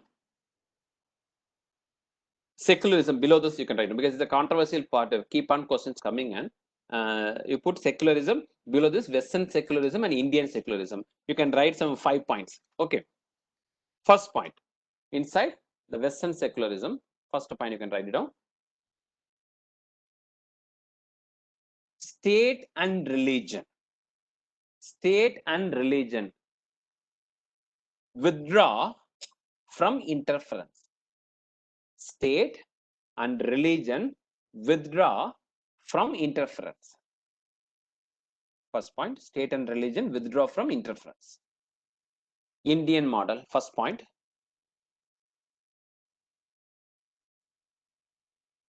State intervention on religion. Indian side, state intervention on religion is based on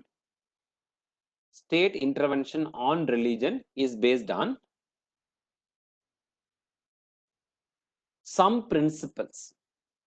State intervention on religion is based on some principles. Some principles are there. Second point, Western side.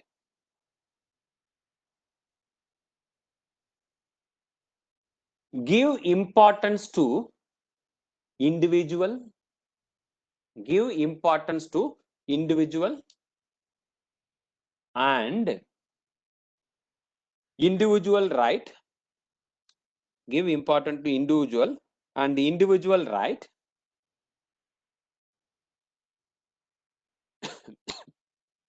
Indian side.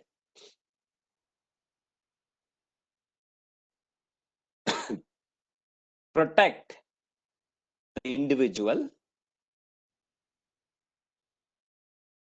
religious. Protect the individuals, religious and communities. Individual, religious and communities.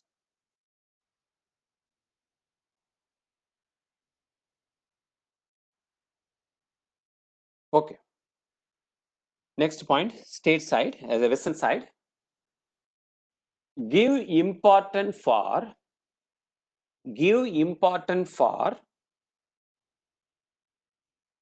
the equality after and communities. Protect the individual, religion and various communities. This community, that community, all.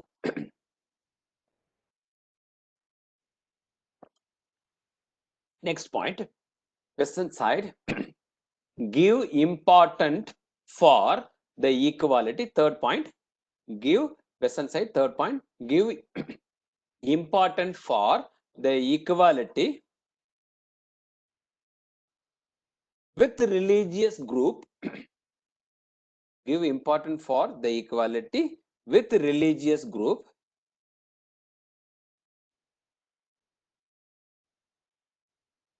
Indian side.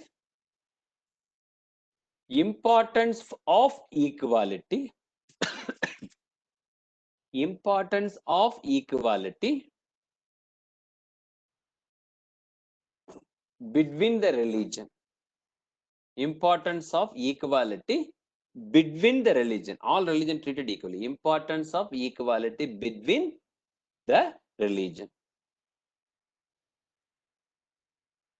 Fourth point. Western side. Fourth point. No more important. No more important. I will explain third point. When I'm talking about third point, give important to the equality with the religious give. When you are giving important to equality, you have to consider Indian side, what we are going to give. We are going to treat all religion equally. All religion equally.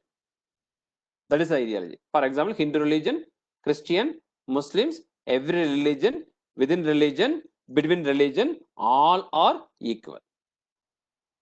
But when I'm going to discuss about Western side, I'm giving important to equality with the religious group. That is the most important thing. With the religious group. And Western side, third point. That is the thing I'm discussing about. Third point is give important for the equality. You have to give important for the equality with the religious group. Third point, I'm repeating again, give important for the equality with religious group. Yes, Prana is also mentioned about with the religious group. And Indian side, importance of equality between religious group. Religious group example is that Hindu, Muslims, Hindu is a religious group, Muslims are religious group, Christians are, Jains are, Parsi, everybody is a religious group, minority religious and majority religious, all are religious group. Okay, so within this religious group and between this religious group is an ideology the French people as well as Indian constitution is talking about. Okay, next point.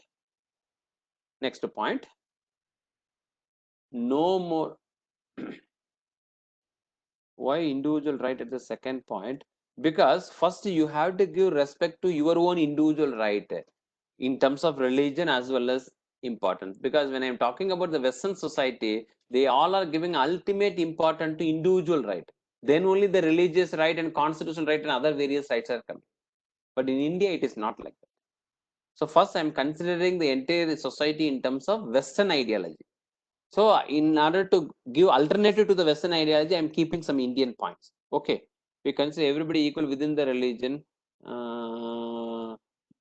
Everybody, you are talking about the Indian society. That's why the confusion is there. We are talking about the Indian society from government point of view. I'm saying that government will treat all religion equally, all religion equally. But in the terms of Western side, what the things are there, they will give importance to the equality. Okay, within religious group. Equality is more important rather than giving importance to religion, if you want to say that. But in India, we want to give importance to the religious right and religious ideology. That is why I am treating every religion equal. In France and Western countries, I am giving importance to equality first. I am not at all talking because they separate religion completely. So their concept is that giving importance to equality first. In India, I'm still having religious identity. So I can't able to talk about equality. So what I'm saying that I'm giving equality to all religion. Religion is same. I separated religion in Western countries. So I am giving importance to equality. Okay, everything is theoretically. Practically, nothing is impossible. India also minority issues are there, majority issues are there. Western society is also the problem is among the religion, within the religion, everything is existing. But Constitution is saying that. A Western Constitution and Indian Constitution is saying like this. Theoretically, you have to write it. Okay, good. Next point. No more French Western side. 1 second, third, fourth point. No more important to community-based rights. No more important to community-based rights. No more important to community-based rights. Indian side. More important for community-based right. In India, community-based rights are existing. Our society is something different. Western societies are something different. Okay, so here we will give importance to community. You know very well, practically. But in Western society, there is no community kind of. I'm repeating again. No more Western side. No more important to community-based rights. No more important to community-based right. Religious right means religious groups means all religions are existing. Community we can't able to define in only in caste line that okay, this scheduled caste community, scheduled tribe community, backward community like this. Other than that, so more communities also there. LGBT is a community right now. You won't discuss inside the constitution, but now court is giving LGBT is a community. LGBT right is a community right. More important to community based right. Some kind of gated communities are existing inside the society. You can't say equality is getting affected. You people created a gate and living inside with a swimming pool, gym and etc. etc. We people are living in the roadside. No, you can't able to ask. The government of India is talking about equality at the same time giving importance to community life, community right. But in UK, USA, they won't give importance to community right. They will give more importance to individual right. That is a basic difference we will discuss at the time of fundamental right. Indian side, I'm repeating again, more important for community-based right. More important for community-based right. Fourth, sorry, SC/STs belongs to mine. They are not at all minority. Just only SC/STs are coming under the weaker section of the society.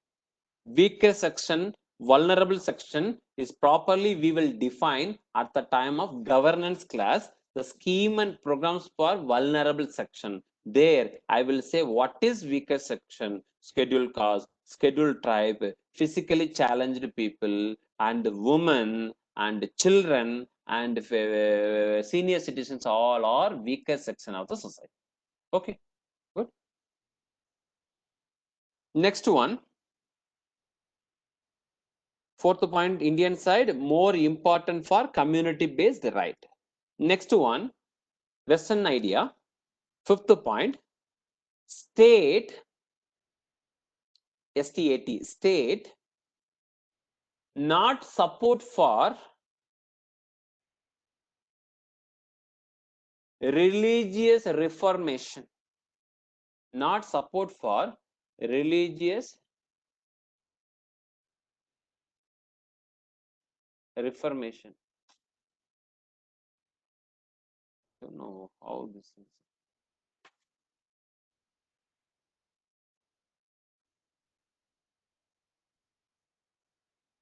The pen is totally useless. This is the problem in Indian made and Western made sometimes. This app, Cisco WebEx, is created by Indian people. Okay, it's having lot of problem when you are using whiteboard. You have to press the control. How the person can able to press the control and hold the laptop and write with his pen? If you are going to Zoom app, the person is a Chinese but settled in America, and the way you are using Zoom app, security wise, is having some problem according to Ministry of the Home. But in practical, the usage wise, that is the best thing. If you are going to Google app, still I'm having some problem. I am using all the three app for three different academies. Reformation, religious, sorry, reformation. Yes, sorry. REFERNATION. REFERNATA. I think it's not coming properly. And just a minute, reformation, I can't use it here. So you strike it down. You can use a reformation only. Reform.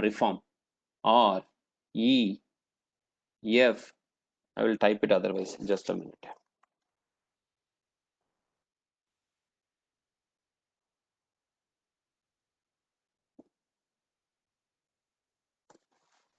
I think you got it.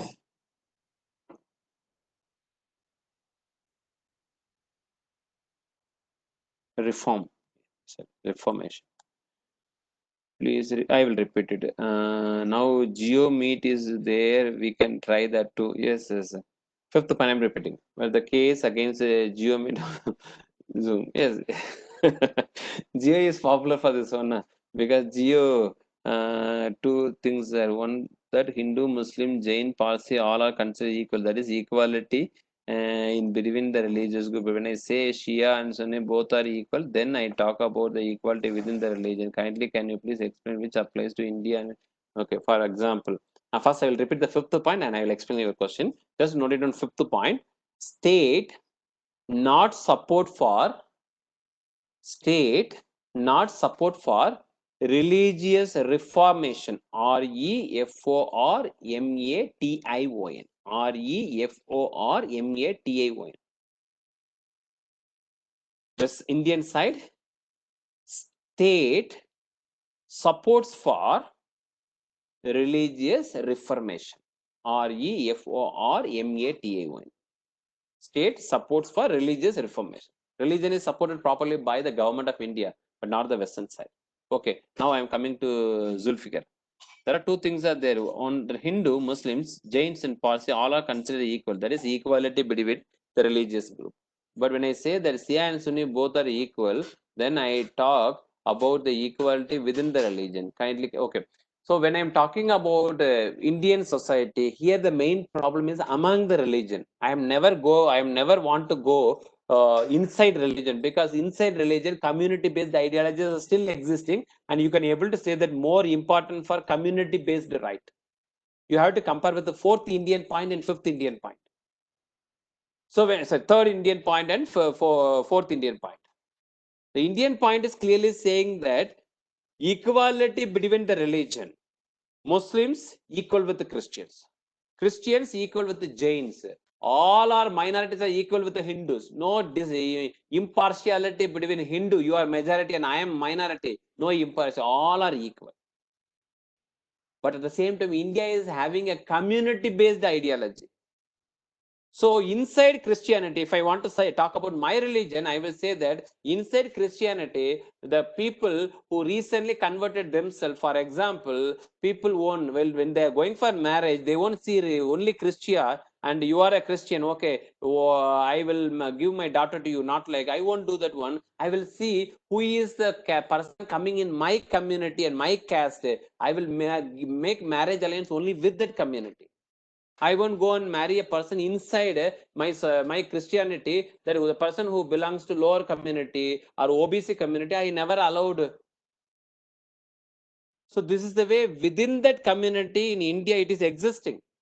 But when I am talking about Western society, we are not talking about you are big religion, you are small religion. There is no connection, there is no ideology about comparing religion. Western society is always talking about taking one particular religion and what kind of equality is existing inside a religion, whether you are up or poor. In India, always there. Community is the most important thing. So we won't bother, but we won't touch into the matter of Christianity or Muslims or any religion that, okay, you are also having like Hindus, upper caste and lower caste. I never bother, because in India, we are giving more important to community-based right and religious right. So both are there. Western country, they won't give community-based right. They will give important to individual human. You are big, not your community or religion. So what they are doing, they are giving importance to individuals. When they are going to talk about religion, a religion inside, they will give importance to the problem between two personality. One is saying that I belongs to this community, I am upper caste inside Christianity, and you are lower caste inside Christianity. It is not like that. That everybody is equal in Hindu religion. Hindu religion is always talking about the stratification of the society. They will say the Hindu Varnashrama is always talking about the stratification. On the basis of that, the untouchability is existing in Hinduism. That is why minority become very popular at the time of Ambedkar and other various things. Minorities, how people converted themselves in minority at the time of British, maybe in terms of employment opportunity. At the time of Mughal dynasty, maybe on the fear of life. And before that, all are Hindus only. But the most important thing inside Hindus, the most important problem is that the stratification is properly exist. The Reformation, when we are talking about in terms of religion, it is a very broad connotation. When I'm going to discuss about this minority right, I will discuss again. Just now, you keep it in your mind that the religion inside India, it is also having various kind of modulation and changes and other various things. For example, I mean, state support for the religious reformation. When the religions are modifying themselves, state won't interfere, they will support it. The religions are implementing certain things for the benefit of religion. Western countries, the religious reformation are not at all permitted. Okay, good. So many questions. Can a state claim to be secular and not maintain separate religion from the state? State can able to. State means you are asking about a state like Punjab and Haryana. No, it is impossible. State means in India only the country, not any state. State doesn't have any kind of ideology like that. But in practicality, for example, Nagaland is practicing a majority religion. State is also supporting the majority religion by the way of celebrating Christmas and other various things. Nagaland, the language is English. They're almost ditto like a Western countries and Western ideology. Okay, but in India, state can support majority or minority. State cannot keep one religion as a majority religion. That is the specialty about India. The caste column, if we removed, will be the revolution, right? So yes, that is the most important thing. At least after 100 years, you should not say that I am so and so, so and so, so and so. All are Indian only. Before removing the column, you should remove the caste. Yes, very good. Yes, that is the thing. Now, right now, I am having a pride and prejudice about my caste. Okay, and my son is also having the same pride and prejudice about my caste. At least in 1925, there was a movement which originated inside the southern part of India in the name of self-respect movement. Based on that, at least right now, the Tamil Nadu as a state is practicing that you should not keep surname. So when the moment I'm seeing your surname, when you are in my board, interview board, I will have my affinity towards you. You are a human. After seeing my surname, your surname, both are same. So I may give some 5 mark extra than the other person. I'm always hated towards the one particular community. When the same community person is coming and I'm seeing his paper, after seeing his name and roll number, I may give very less mark in my college examination. Possibilities are there. All are human. So you have to remove the caste identity slowly from the country, but it is very, very difficult. Vote bank politics. So why our Indian government not follows the Western ideology? Because we should give more importance to individual rather than community. And that is in India, practically, Sham is saying, no, it is impossible. Practically, it is impossible. We have to give even the tickets for the electoral process on the basis of the idea of casteism only. Every political party will say that no, we are not against this scheduled caste. We are not against Brahman. Like this man, they may say that, but when they are going to give the ticket, that okay, this is the community here, majority community, send the same community person as a candidate. No one want to take the risk that where the scheduled caste dominated area, they won't keep a Brahmin as a candidate. When the Brahmin dominated area, definitely no one will keep the scheduled caste person as a candidate, even though it is coming under general category. It is impossible. Okay, still that is a problem in India. Everyone, starting from the make of the constitution, irrespective of the caste, when they were sitting inside, this is my personal opinion, I'm sharing that they had a caste feeling. So based on that, only the constitutional provision, like giving more important to community rather than individualism. Because people may think that Ambedkar was a one particular community person, so he gave so many things to the particular community. But in reality, when the constitution as a whole, they don't want to do that in favor of the weaker section. They want to do the in favor of the stratification of the society. That is why they gave much importance to community-based ideology rather than individual ideology. If we don't go with the within the religion in India, then how can we abolish untouchability and what we made the law of untouchability? Untouchability almost when I'm comparing with the 1940s and 50s and 2000 and 2010 and 20, it is slowly deteriorating, slowly diminishing because the intercaste marriage once upon a time was a sin.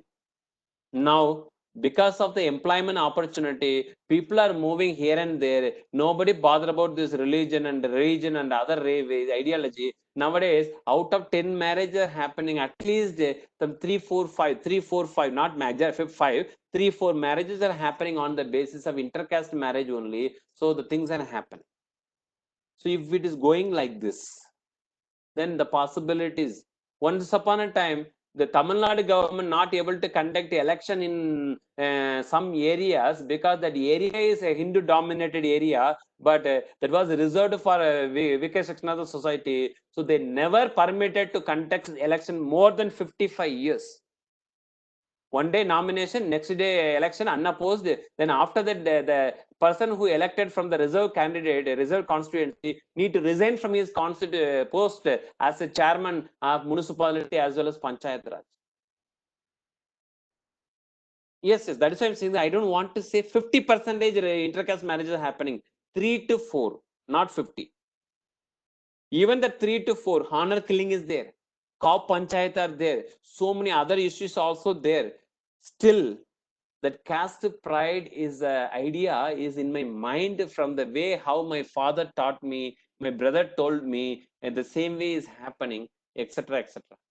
Same, everything is there now. Okay, good. This is the problem in terms of governance and the constitutional issue. In class, we can able to discuss more than that. Okay, good. Come back. State not support for religious reformation and leave that last point.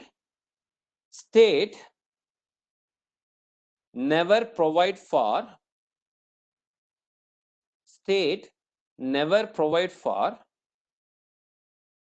financial assistance. State never provide for financial assistance to the religious institutions.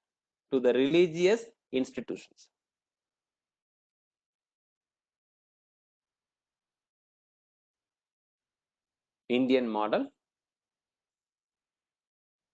State support for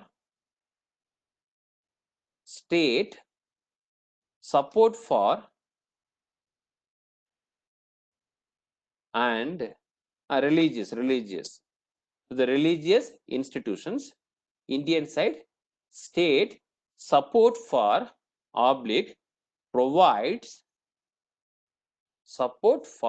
provides financial assistance to religious institutions. Financial assistance to religious institutions.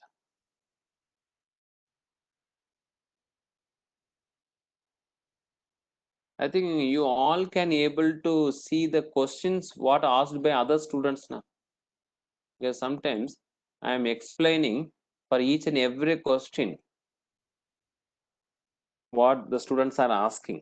So that is why I'm going little far away from the subject, and you should be very, very carefully need to follow the question what your fellow citizens are asking and what answer I'm giving. Otherwise, you may get confused. Fifth point, I'm Indian section. I'm coming again for the fifth point. Western side first. State never provides for financial assistance. State never provides for financial assistance to the religious institutions. This side, Indian side, state support for oblique bar provides for the financial institutions, provides for the financial assistance to the religious institutions. Can we say as people are getting more employment opportunity and getting literate, they are shunning away these things in religion? That's the thing government is aiming for by shifting the assistance in that area. It is not the main purpose. I think you have to understand the Islamic principles. You should not get loan from anyone in order to accomplish your task. You do the duty, save some money, take the money and come to Mecca after completing all your duties. That is Islam is practicing. Okay. In some other wrong notion also exists in India. If you are a Muslim, you can marry 3, 4, 5 girls. Marrying girls more than one is permitted. Polygamy is permitted in Islam. But the most important condition, if you have the capability to treat all the houses, all the wives equally, then you permit to marry more than one. Otherwise, you can remain in one with one wife only. This is the way the wrongly people are propagating ideology about Islamic principles. You can marry 3, 4 girls. It is not like that. Treat everybody equally. If you are buying a BMW to the first wife, the last wife will also get the BMW. You are only giving BMW to the last wife and giving Maruti 800 to the first wife. That is inequality. You should not do the things. And if you are having the mindset, don't marry the girl. Every religion is getting subsidy. That's why I'm saying that if I want to go to Jerusalem to see the birthplace of Jesus Christ, I will get the subsidy from the government, 50%. If I want to go to Manasarovar Yatra as a Hindu, you have to apply through the ministry. Then ministries will give subsidy to you. This is the way the religion is properly dealt inside India equally. Secularism, federalism, and democracy chapters are removed from the new CBS is not right. And does not all the young men should be introduced with the values of constitution? Yes, this is a problem about Indian secularism. Muslims can able to marry without giving divorce. That is Sharia law is permitting that you can marry 1, 2, 3 girls. For example, if you're ready to treat them equally. But in Hindu Marriage Act, Christian Marriage Act prohibiting those things. According to the Christian and Hindu Marriage Act, you have to get divorce first, then only you can able to marry. 40 was a loan from the public sector bank. Still it is valid. No doubt in that one. Still it is valid. Okay, good. Received by loan from public sector bank. Okay, people are saying that minority communities are getting. Muslims received 45% of the loan from public sector banks are a minority received because main area is that why banks are giving loan to Muslims. The main purpose is that when I'm seeing that majority of the Muslim communities are the traders. They won't engage much in terms of education. Only few. If you are a Muslim, you can ask your friends. Only few people will encourage their fellow Muslim to go and study and go for higher study. Very, very rarely higher studies are there. Very least in terms of higher education among Muslims. But in terms of trade, they are good.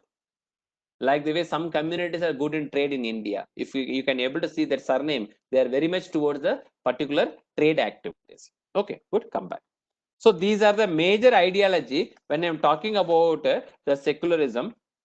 But even though we are saying about all these kind of things, there is some kind of criticism is also existing. Like the way how people are asking us. Just now, someone asked the CBSE removed certain things.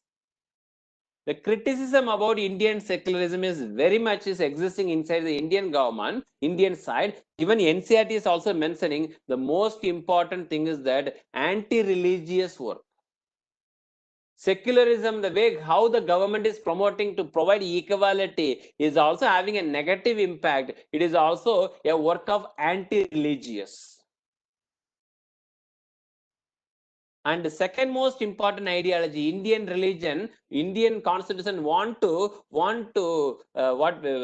peace or want to satisfy the Western community people. That is why instead of removing the religion completely, it want to give equality among religion.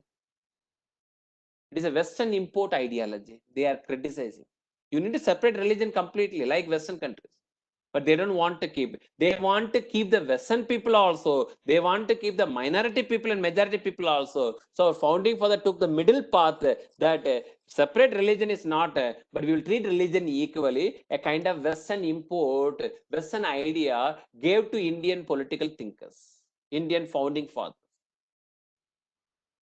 Then the most important thing, the criticism about Indian secularism is that interventionism is also existing. interference, interventionism. Yes, that is also UK. It is completely world. People are going and settling there. Even if at all in future it becomes minority. Now in Western UK, someone said, Pranas said that secularism, but some people are saying that the Muslim population almost reached in London more than 45%. Some kind of thing criticism they are talking about the way how the secularistic ideology inside United Kingdom is completely. London mayor is also the I don't know whether it is right or wrong, but some people are giving the notion that one day entire UK will become Muslim populated country, so you have to restrict the population of Muslims. Some new propaganda is existing currently inside inside UK before election campaign. One side. Pakistanis and Indian Muslims can able to decide about London mayor, Bangladeshi, Pakistani and Indian Muslims. They are saying that.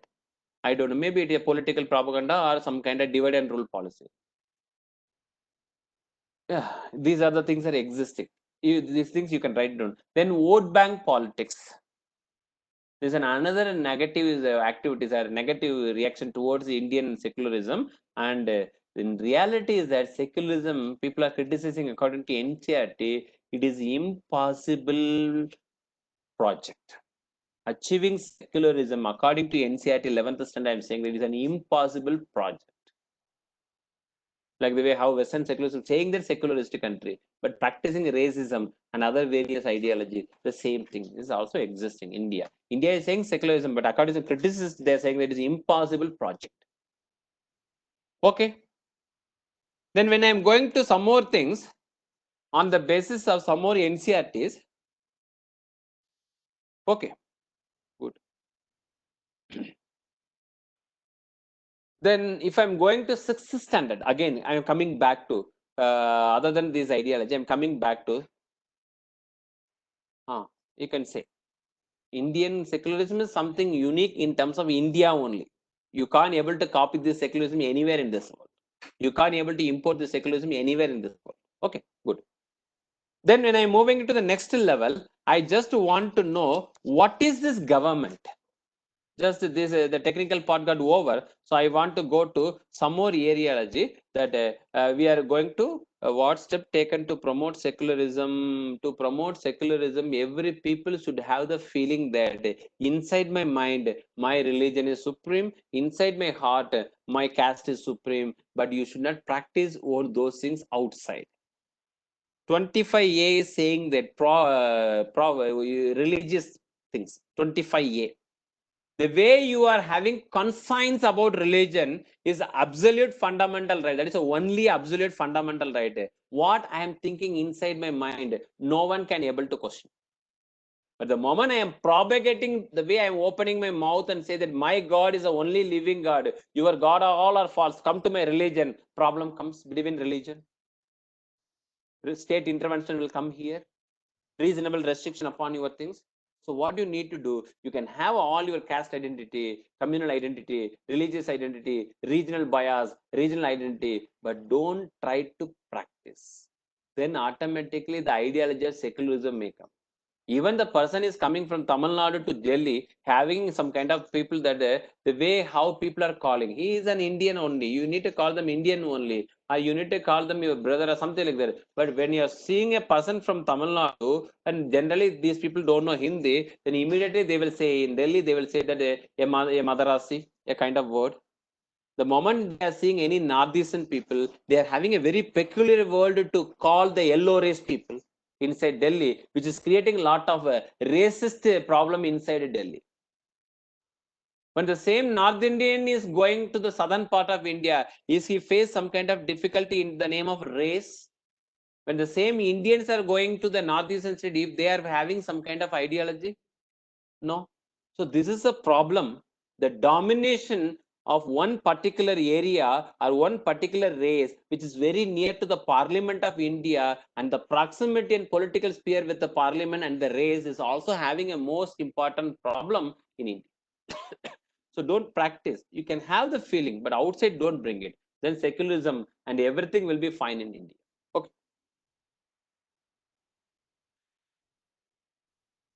The next one, just next one. Okay, good. When I'm talking about the government, I need to enter into polity. So when I'm talking about the government, what is government first of all? Anyone? What is government? What is government? Anyone?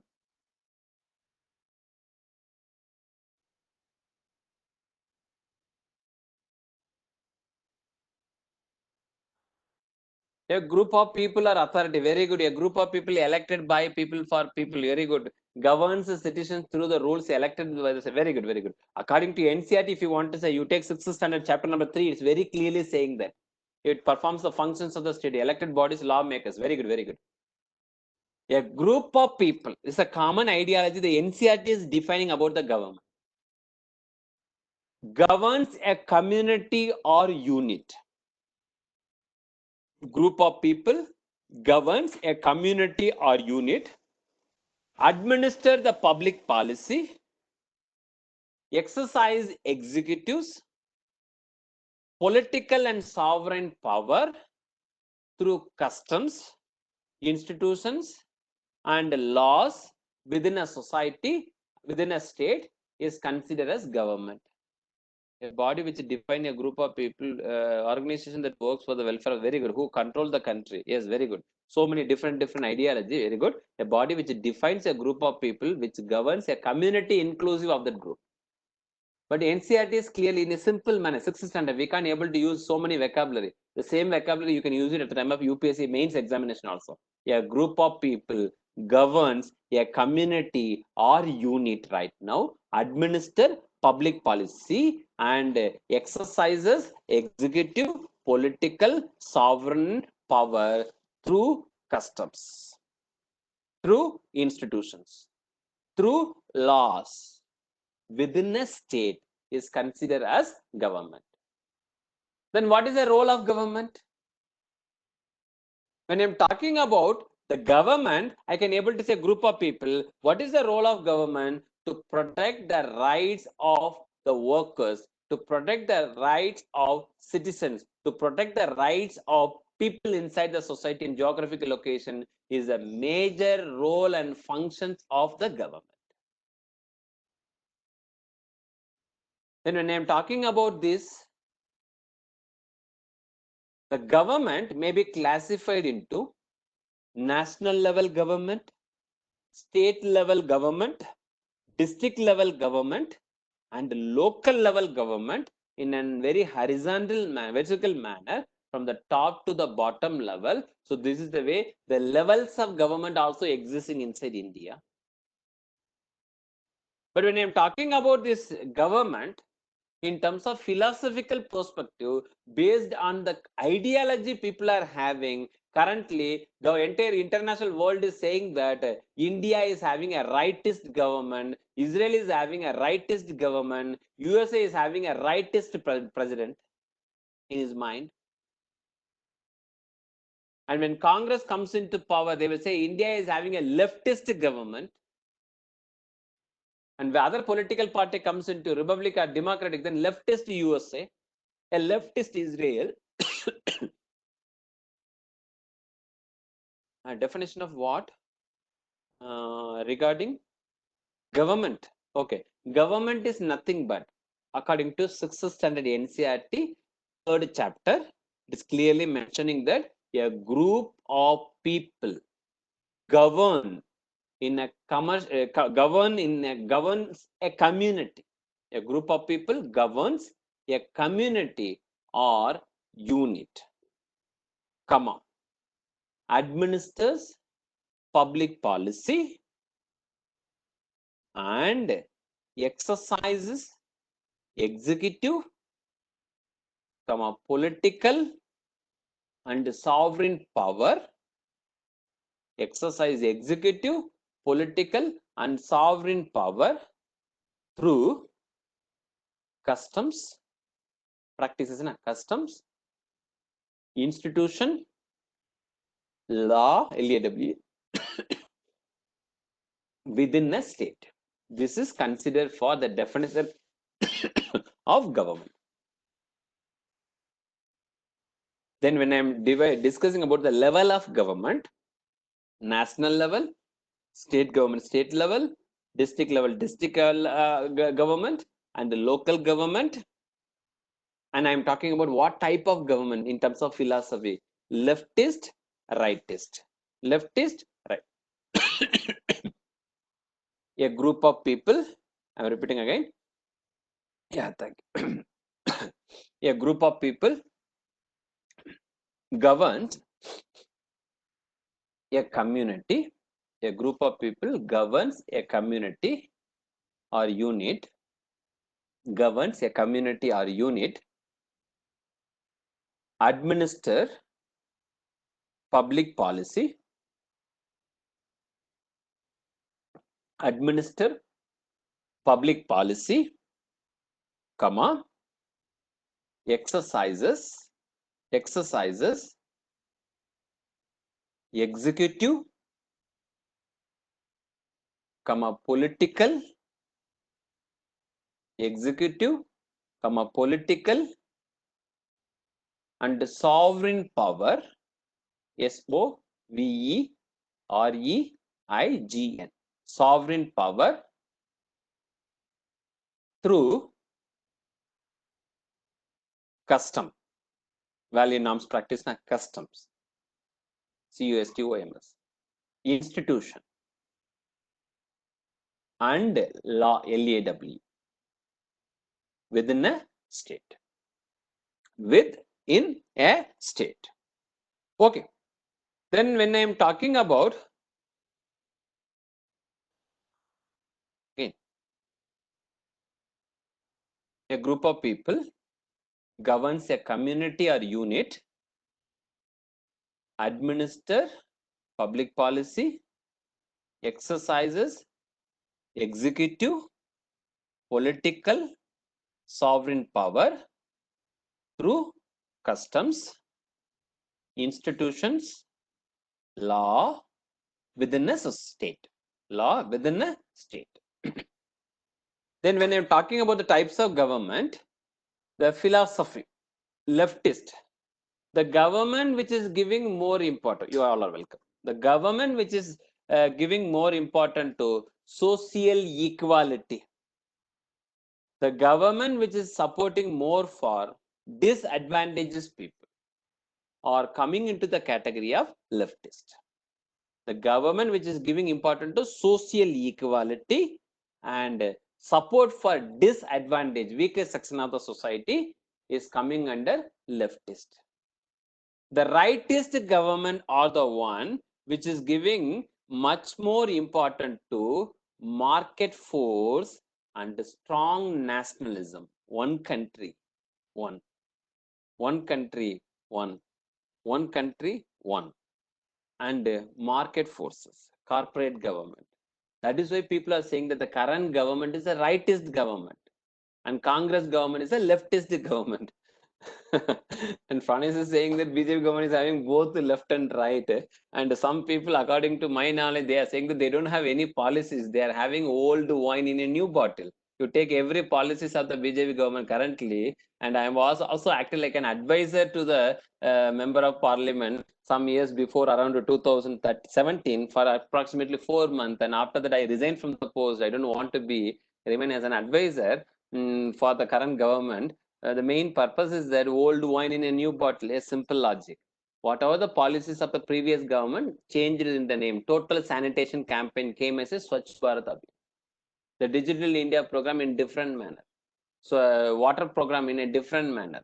IT program in a different manner. Name change, name change, name change with a slight modification.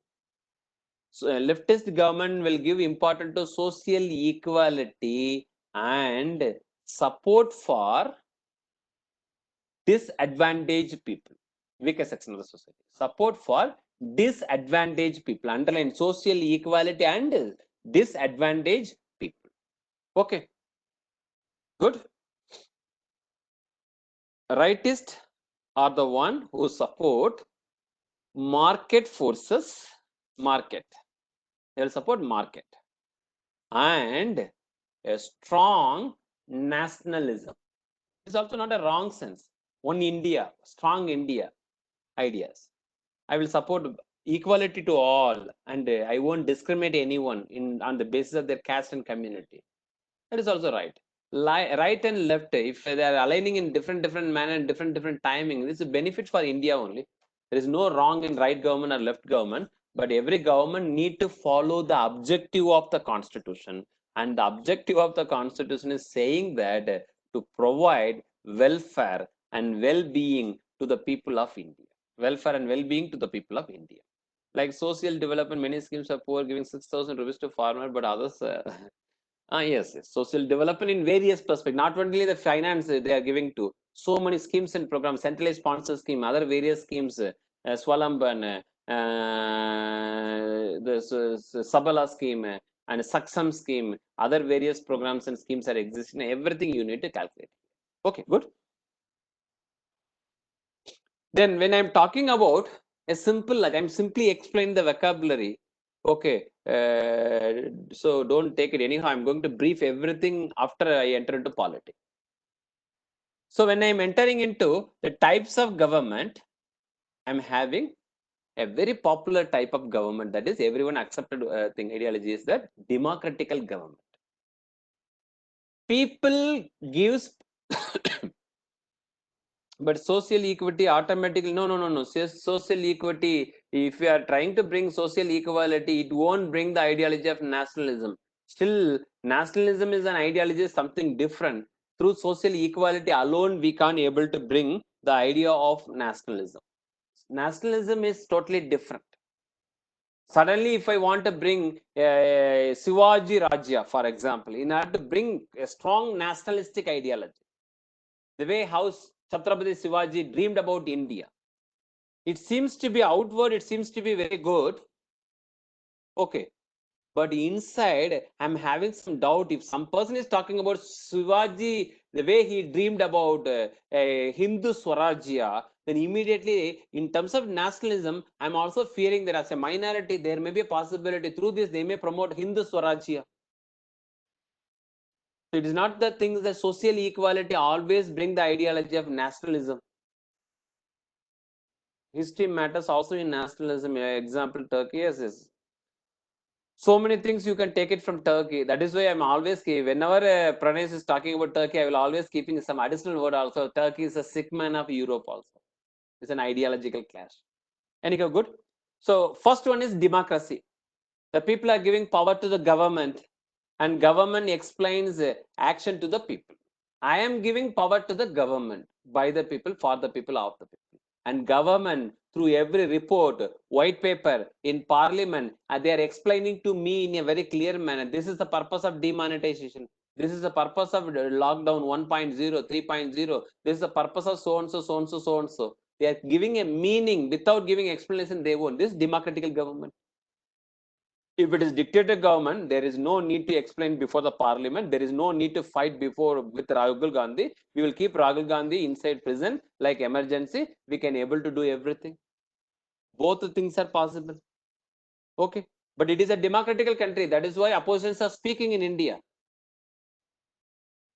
Otherwise, vice versa also. Opposition also fearing, like the way how the Rajasthan situation is happening. Everything is happening in every government. Leftists or rightists. People are untouchables. Political people are upper community. This is a common notion. If you are a strong follower of the Indian political scenario, you will say at the end. Okay, anyhow, you don't need to go to beyond the syllabus. The second format is monarchy after democracy. King or queen, hereditary ruler. By birth, one person will be, father will be replaced by son will be replaced by grandson, etc., etc. So now immediately people are contradicting with the dynasty politics in India. One party dominance inside India more than 60 years. Even American people also criticize this ideology. If you are talking about democracy, it should be based on multi-party and presence of other various political things. But one political party is completely governing the country means it's not a democracy. It is a kind of arranged dictatorship. All are equal, but some are more equal. Yes, one side. Arranged democracy. The United States of America in Parliament, they very clearly mention about this. A party after independence was totally in favor of converting into LSS. Gandhi said Congress party need to convert it into Lok Seva Sangh, LSS, not RSS. Lok Seva Sangh. But Nehru was against it. I worked this much, we worked this much. I want to reap the benefit. So what I did, I converted it as a full political party. And next 60 year, everybody thought that this political party got freedom from them, and they completely supported one political party without any opposition. They ruled until 1967. Even after 67, also opposition was not that much of voice. So this is the way the problem happened inside democracy in India in terms of political scenario. One side. This is also mentioned in NCERT very clearly with the help of the same example what I discussed right. Not only American Parliament, NCERT is also discussed the same political scenario. One party who controlled completely the government, a kind of a notified democracy and authenticated democracy, all are equal. Article 14. Okay, one side. Then aristocracy is a kind of type of government. Noble birth, holding hereditary title and offices. You are belongs to noble family. You can carry the title, you can carry the office. Once upon a time, noble from United Kingdom can able to be a civil servant anywhere in this world under United Kingdom. Noble in France can able to be a civil servant. Nobility. Even it was also promoted by Delhi Sultanate, 40 nobles and the kingship. Then dictatorship form of government, absolute power in one single hand is another ideology of dictatorship form of government. And finally, a republican form of government, the right wing versus Democrats, left wing, is an ideology always existing inside the republican form of government. India is a republic state. That is why the conflict between rightists and leftists, that is the Congress and BJP, always happening here and there. So the same thing, we all are talking about Rajasthan. So many Rajasthan kind of situation was done by Indira Gandhi at the time of emergency, before and after. When Rajiv Gandhi came first time, then immediately he want to get rid of these things. So he modified and he introduced a provision of anti-defection law. He totally deviated from his mother and he introduced the anti-defection law by Rajiv Gandhi. The way how from 1950s to 1985, the Congress people and Congress leadership did some wrong thing to opposition. To correct these things, Rajiv Gandhi introduced this one. Republican versus democracy. And based on this ideology, some more principles also people are talking about. There are some kind of key element which is existing inside the democratic country. Now I am going to only talk about democratic country. If I'm saying it is a democratic country, you need to say whether India is a democratic or not after checking every element which is present inside NCERT 6th class, chapter number 4. 6th class and chapter number 4 is very clearly saying that what are the key elements of democratic government. And it is saying that the personal freedom people are having. I'm having a freedom to criticize Modi government. In every class, I'm saying that method of developing India, method of destroying India, who knows, maybe after some time, when the government is going to appoint 400 people as a IAS officer, one among them, I may be one among them. Possibilities are there. Now the UPSC is getting reducing the vacancies from 1,000, 1,100, 1,200 few years ago during Congress government. Now it is coming 700, 600, 800. But lateral entries also keep on going above and above and above. It was 9 originally proposed. Now they are going to appoint some 400 people as a lateral entry people. A democracy and republic is same, but the most important thing when I'm talking about democracy, some ideas are also there. For example, when I'm talking about democracy, very clearly mentioning that people give power to government. Government is responsible to the people. That is democracy. But when I'm going to the republican format is same only. Additional something you need to add, there will be always a conflict between the democratical mindset versus republican mindset. That is a political ideology based ideology. But generally, democracy may be a people based government. But in Republican, they want to keep one thing very particularly: the head of the state, not based on monarchy, hereditary, or something like that. People will either directly or indirectly elected their head of the nation, the president of India. That is Republican government. In some place, a democratic government will exist like United States, United Kingdom, but a country head is not by the selection of people by birth. If you belong to a royal community, you will become that. Who are lateral entry people? You not you. You are the one who is going to write. I am the person will enter into the government as a joint secretary in home ministry after some time in the name of lateral entry among the 400 people. How that is lateral entry is permitted now.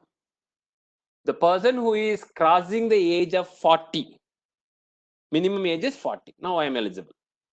And after 40, you should be the person who involved into any government sector, any private sector, any NGO, and any specialized area in the government of India along inside in India. They all are eligible to become the IAS officer, lateral entry people. This is the way the things are going to happen in India for the next few years. Such a long time I'm taking about the negativity of lateral entry. Now I'm almost stopped. Okay, the way the government announced that now past few days people are talking about this lateral entry. For the few previous year was 9 vacancy only. Now it is upgraded into 400 vacancy, and nobody talked about. Everybody busy with the COVID and Rajasthan kind of situation, but nobody bother about this kind of thing. The person may not be capable. No. Here the conditions are very, very, very clear. The well capable person, even they are specialized in the private sphere. They are better than the current bureaucrats who just mug up so many things and enter into the government, and without having any knowledge and skills, still he is remaining in IAS. I'm having memory power, so I mugged up to so many things. I entered into the service. I don't have any practical things to handle situations. Still, I'm acting like an IAS officer. Unworthy people are existing inside Indian civil services. Not I am saying that. Few years ago, there was a report published by the director of Lal Bahadur Shastri IAS Academy to the government of India after the introduction of CSAT. He said, "Why you are sending idiots to our academies? These people are senseless. They are engineers. They are good in the arithmetical and mathematical skill. Because of CSAT, most of the people who are having analytical skill and other various skills get rid of the UPSC preliminary. But the people who are good in the numerical ability can able to cross the preliminary. Very worst answer they gave at the time of mains. But still, in terms of number, they enter into preliminary, mains, and interview. Then when they went to Missouri for the training, the director of Labsana is really surprised to see these kind of how these kind of idiots are enter into UPSC field. And they send the report to we engineers are every no. I'm not talking about engineers. It's not if you are an engineer, it's not necessary that you can able to do well in mathematics and you can able to crack bank exams in your first attempt. It is not like that. Engineers is a common field. They are unemployed youth in India nowadays. Colleges are sending engineers everywhere. Entry from corporate sector now, it is not only corporate sector, every sphere of the private field. It is from corporate, it is from NGO, it is from public, it is from state government, it is from government sector also. Everywhere the possibilities are there. Everywhere the possibilities are there. Okay, good. So when I'm talking about the element of the democratic government, the most important thing, the element of the democratic government, the personal freedom you all are having. That is why you are asking this much question. I am also speaking against Modi ji. Okay. And the political freedom am I having? Yes, I am having a political freedom. I can act like an advisor to Modi ji also and his government, and I also approached Rahul Gandhi also regarding this. I'm having complete political freedom. Once I enter into civil services, I don't have any kind of political freedom. I am a political personality, non-political personality, a neutral personality. And political equality should be there in the country if it is a democratical government. Yes. Rule of law must present inside the government. Rule of law. This is another most important keyword, rule of law according to A.C. Dicey, D-I-C-E-Y. The popular personality who defined the ideology of rule of law on the basis of three important principles. The first principle, he said that the country where the ideology of the equality of law and the equal protection of law is existing, there the rule of law concept will be existing. Equal protection.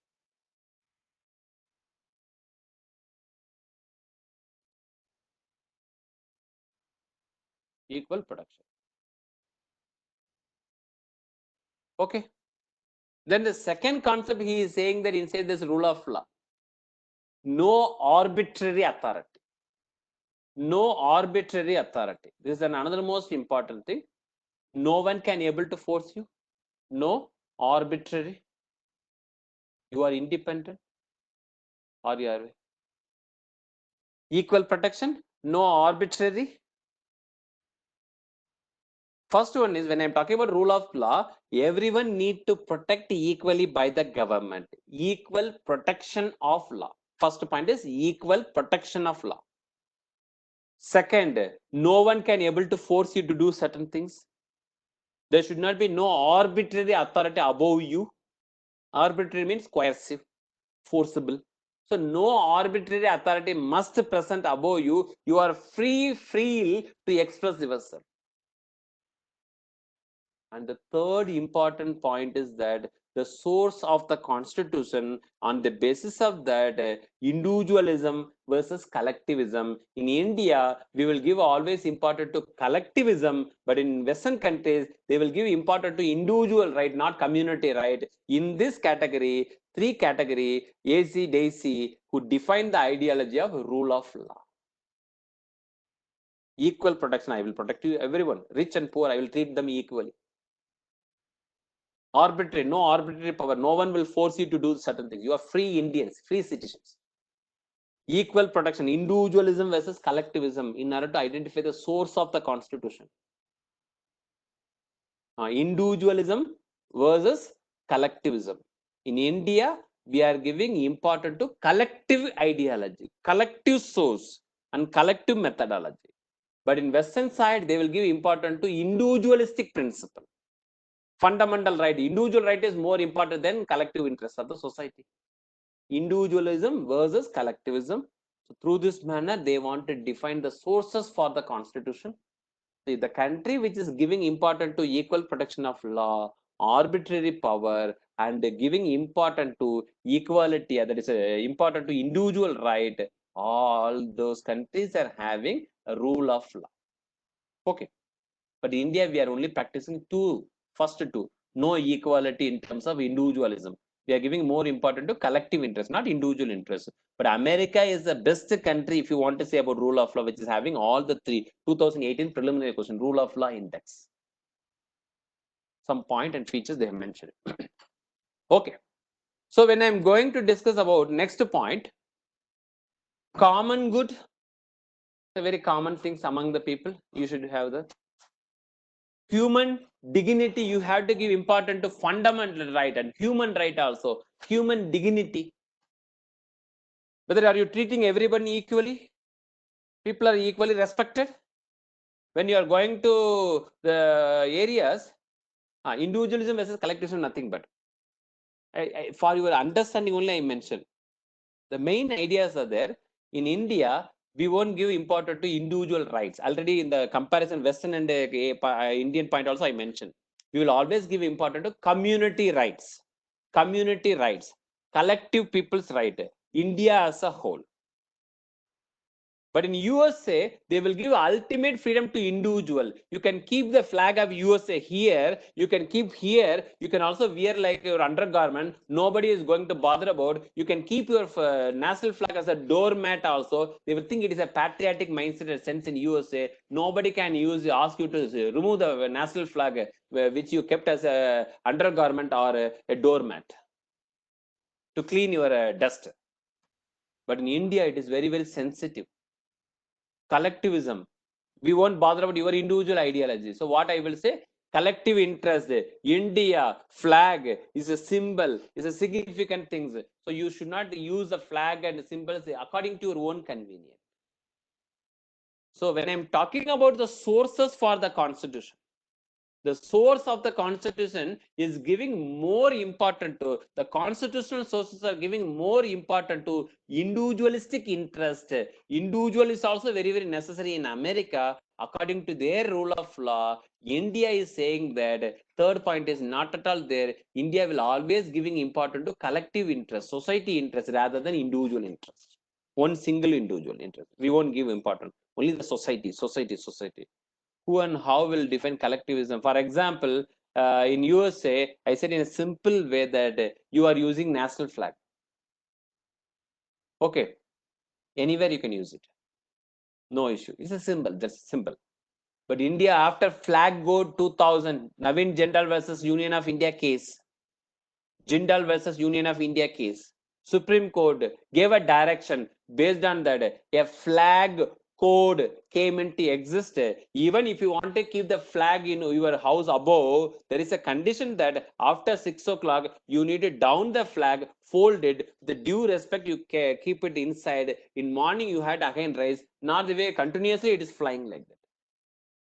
Because the collective sentiment in India is giving respect to the national flag. I want to keep it inside my shirt, above my helmet. Sachin Tendulkar did it above the Ashoka Chakra. He kept his symbol. He kept his national flag because he is having his own sentiment. So he kept national flag above. But someone filed the case, and after some month, Sachin Tendulkar forced to remove the national flag over his helmet. He will keep the helmet. He will throw inside his area, car parking area, playing area, but flag cannot be able to misuse by anywhere because a collective sentiment of Indian people, flag, we are giving ultimate respect.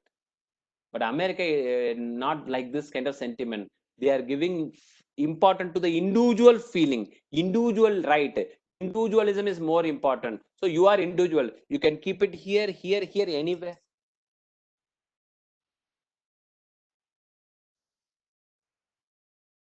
Yes, India also, they can keep any foreign country's flag, you can keep it as a flag, as a doormat, as a footstep. Amazon did this in some month before that they kept the Indian doormat to wipe your dust, feet dust. And the case filed and immediately they withdrawn all the product from India.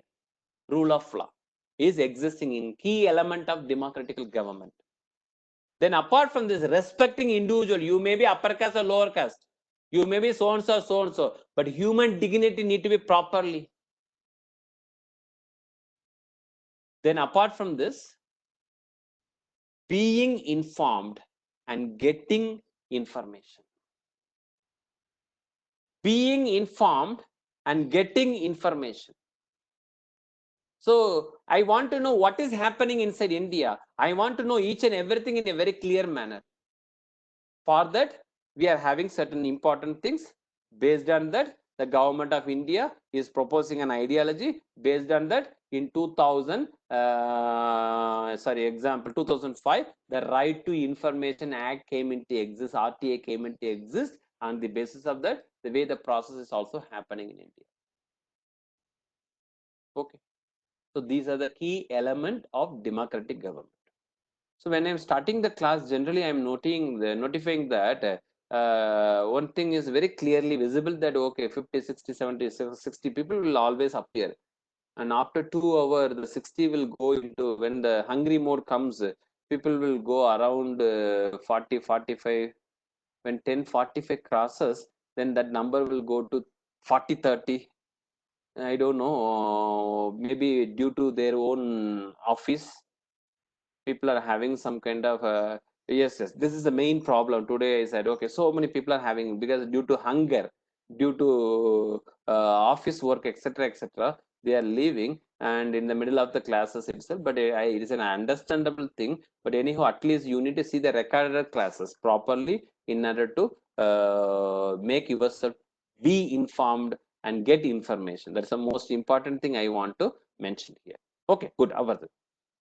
Before going to conclude this idea of today's class, for example, when we are talking about some more things, like the way how Yes, class number 10th class and chapter 2 is also talking about. Tomorrow I will continue with this one and I will enter into polity. Because most of the people are asking these questions are somewhere they are simply starting directly from 1773 regulating it according to Lakshmikant they are starting. But I am having a method of first giving introduction about all this vocabulary and going. But when the people who very familiar, because one popular platform, they started a popular Lakshmikant model. It was followed by 10 million people also. Million people are joining and following Lakshmikant. UPSC notified these things. When 2019 question came in polity, they asked very specifically about 1813. Already I mentioned. And very specifically, they mentioned about secularism, what India can able to teach to France. 2019 mains question. The same way they asked some kind of question in polity, in paper 2 area, in mains examination. Most of the people who followed Lakshmikant and the guide and notes really face lot of difficulties to qualify 2019 preliminary as well as mains. That is why we are elaborating the concept. I am not catching the fish and giving to you. My part is very, very less. My part is very, very less. 5 to 10% only I can able to claim, but your part is more. I only teaching how to catch fish.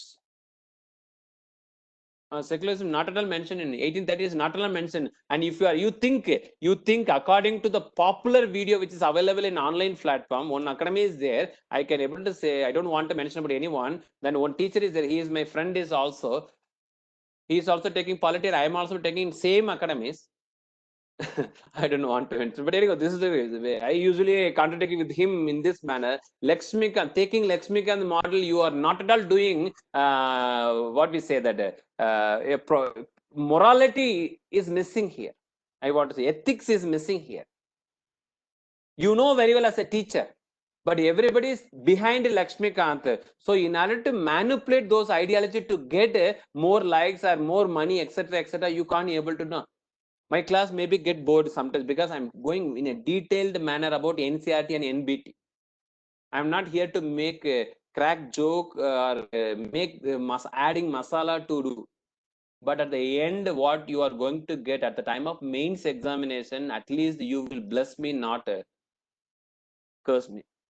Not going to help. Yes, definitely. Lakshmikant is not at all. Which book? Subhas Kashyap should be followed. Yes, that is National Book Trust book, no? NBT, government book.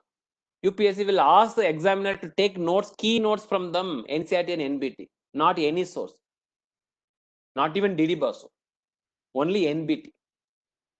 Okay, authenticated source of. Yeah, yes, thank you. Anyway, I'm saying that because we are doing justice, and the most important thing is that the way collecting information, NBT means National Book Trust, National Book Trust, Government of India. Our constitution. You buy Subhas Kashyap, our constitution. You can download it. Don't buy hereafter. Don't buy anything. Download it. Laptop, online. Everything is fine. The place where you are sitting in Andaman and Nicobar, there you just come for interview. And we are also conducting some kind of interview panel, mock panel. Just appear one time in UPSC mock panel, and next day you go to UPSC, get rid of everything, go to Missouri and enjoy your life. Yes, I will try to cover all the areas. I will try to cover all the areas. As sometimes we are also human. Sometimes error may happen, but that error won't harm you at the time of examination. You will find questions from the notes. I said 2015-16, you talk with the people who got 10 rank, top 10 rank from ordinary IAS academy in Delhi, not big IAS academy. The academy which is having 25 to 30 students. Those students got top 10 rank. Okay, because the way I took that current affairs part and polity and governance and international relations along with internal security, 60 question out of 100 came. That was the first time I started my class in Delhi after Tamil Nadu. A grand success. So the way I am going with the same pattern and same method only, every year questions are appearing. Out of 20 question in mains, 12 question came from the class notes. Even some of our students who are already in service criticize my class that the way I took the traditional knowledge digital library is completely fact oriented thing. I took it in my polity and governance class. They thought that they are already in service, so they are having every freedom to criticize my class. But when they opened the question of 2016 mains, that was the area asked in paper to traditional knowledge digital library, where you will name the book. Please repeat. Subhas Kashyap, already your friends mentioned above, you just see the comment. Subhas Kashyap, our constitution. Subhas Kashyap, our constitution. Sir, we should read Subhas Kashyap book side by side. If you are following my notes along with the newspaper, you don't need anything. If I really want to follow my notes, I am going to take it from Subhas Kashyap, some best area from Lakshmikant, some best area from government sources, and some best area from NCERT, and I will club it everything and I will provide you. That helps my student for the past 5 years in Delhi regarding static area. Only current area you have to update. Yes, paper 2. No, that's the thing. This is the first time I am coming before online. Normally, I won't believe in online mode till I am joining in CL. I never went for any online classes. I will have very limited people will get the benefit with the limited group. But now the situation is changing. Now it is the force of the people as well as the request of the students also that we need to go for online to provide various things to various people. Okay, good. Anyhow. What is political crisis? Political crisis is nothing but when politics related problem. Now chief minister is there, deputy chief minister there in Rajasthan. So some political party, ruling party is having chief minister. Deputy chief minister also belongs to ruling party, but the current ruling party at the national level want to create problem in order to keep his people as a ruling party, his party as a ruling party. So in politics, problem is happening now. That is political crisis. Okay. In politics, problem is happening. That is a political crisis. I am not able to answer so many doubts just now. I will see the old questions. Constitution, our name of the book. Okay, along with your class, we should Subhas Kashyap, what is the way of teaching? Thank you. Political question come from interview. Yes. In essay also, in for example, simple things. Before going to conclude, I want to say to boost your confidence. I took Alamata Declaration 1978. Last year, UPSC paper to governance area. Nobody taught. Even I never taught before that. Only last year I taught it in class. You are having evidence. Okay.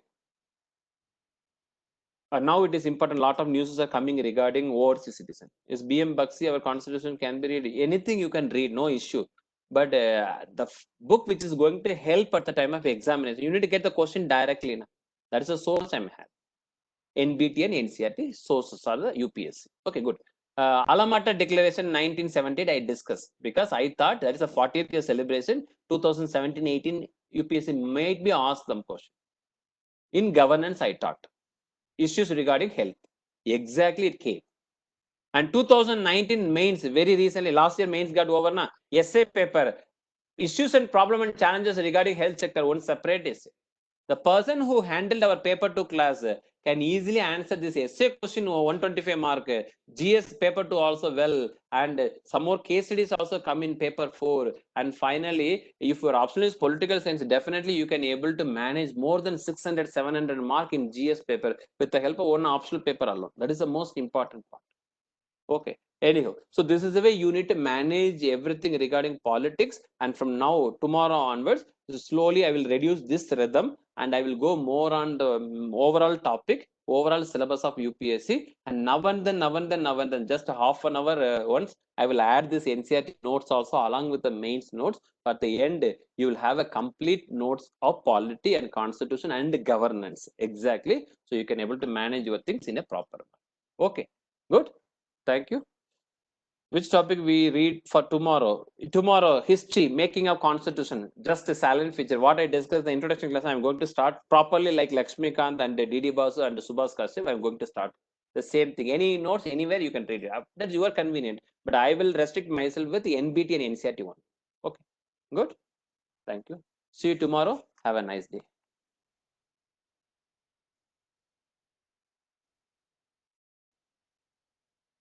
Thank you all.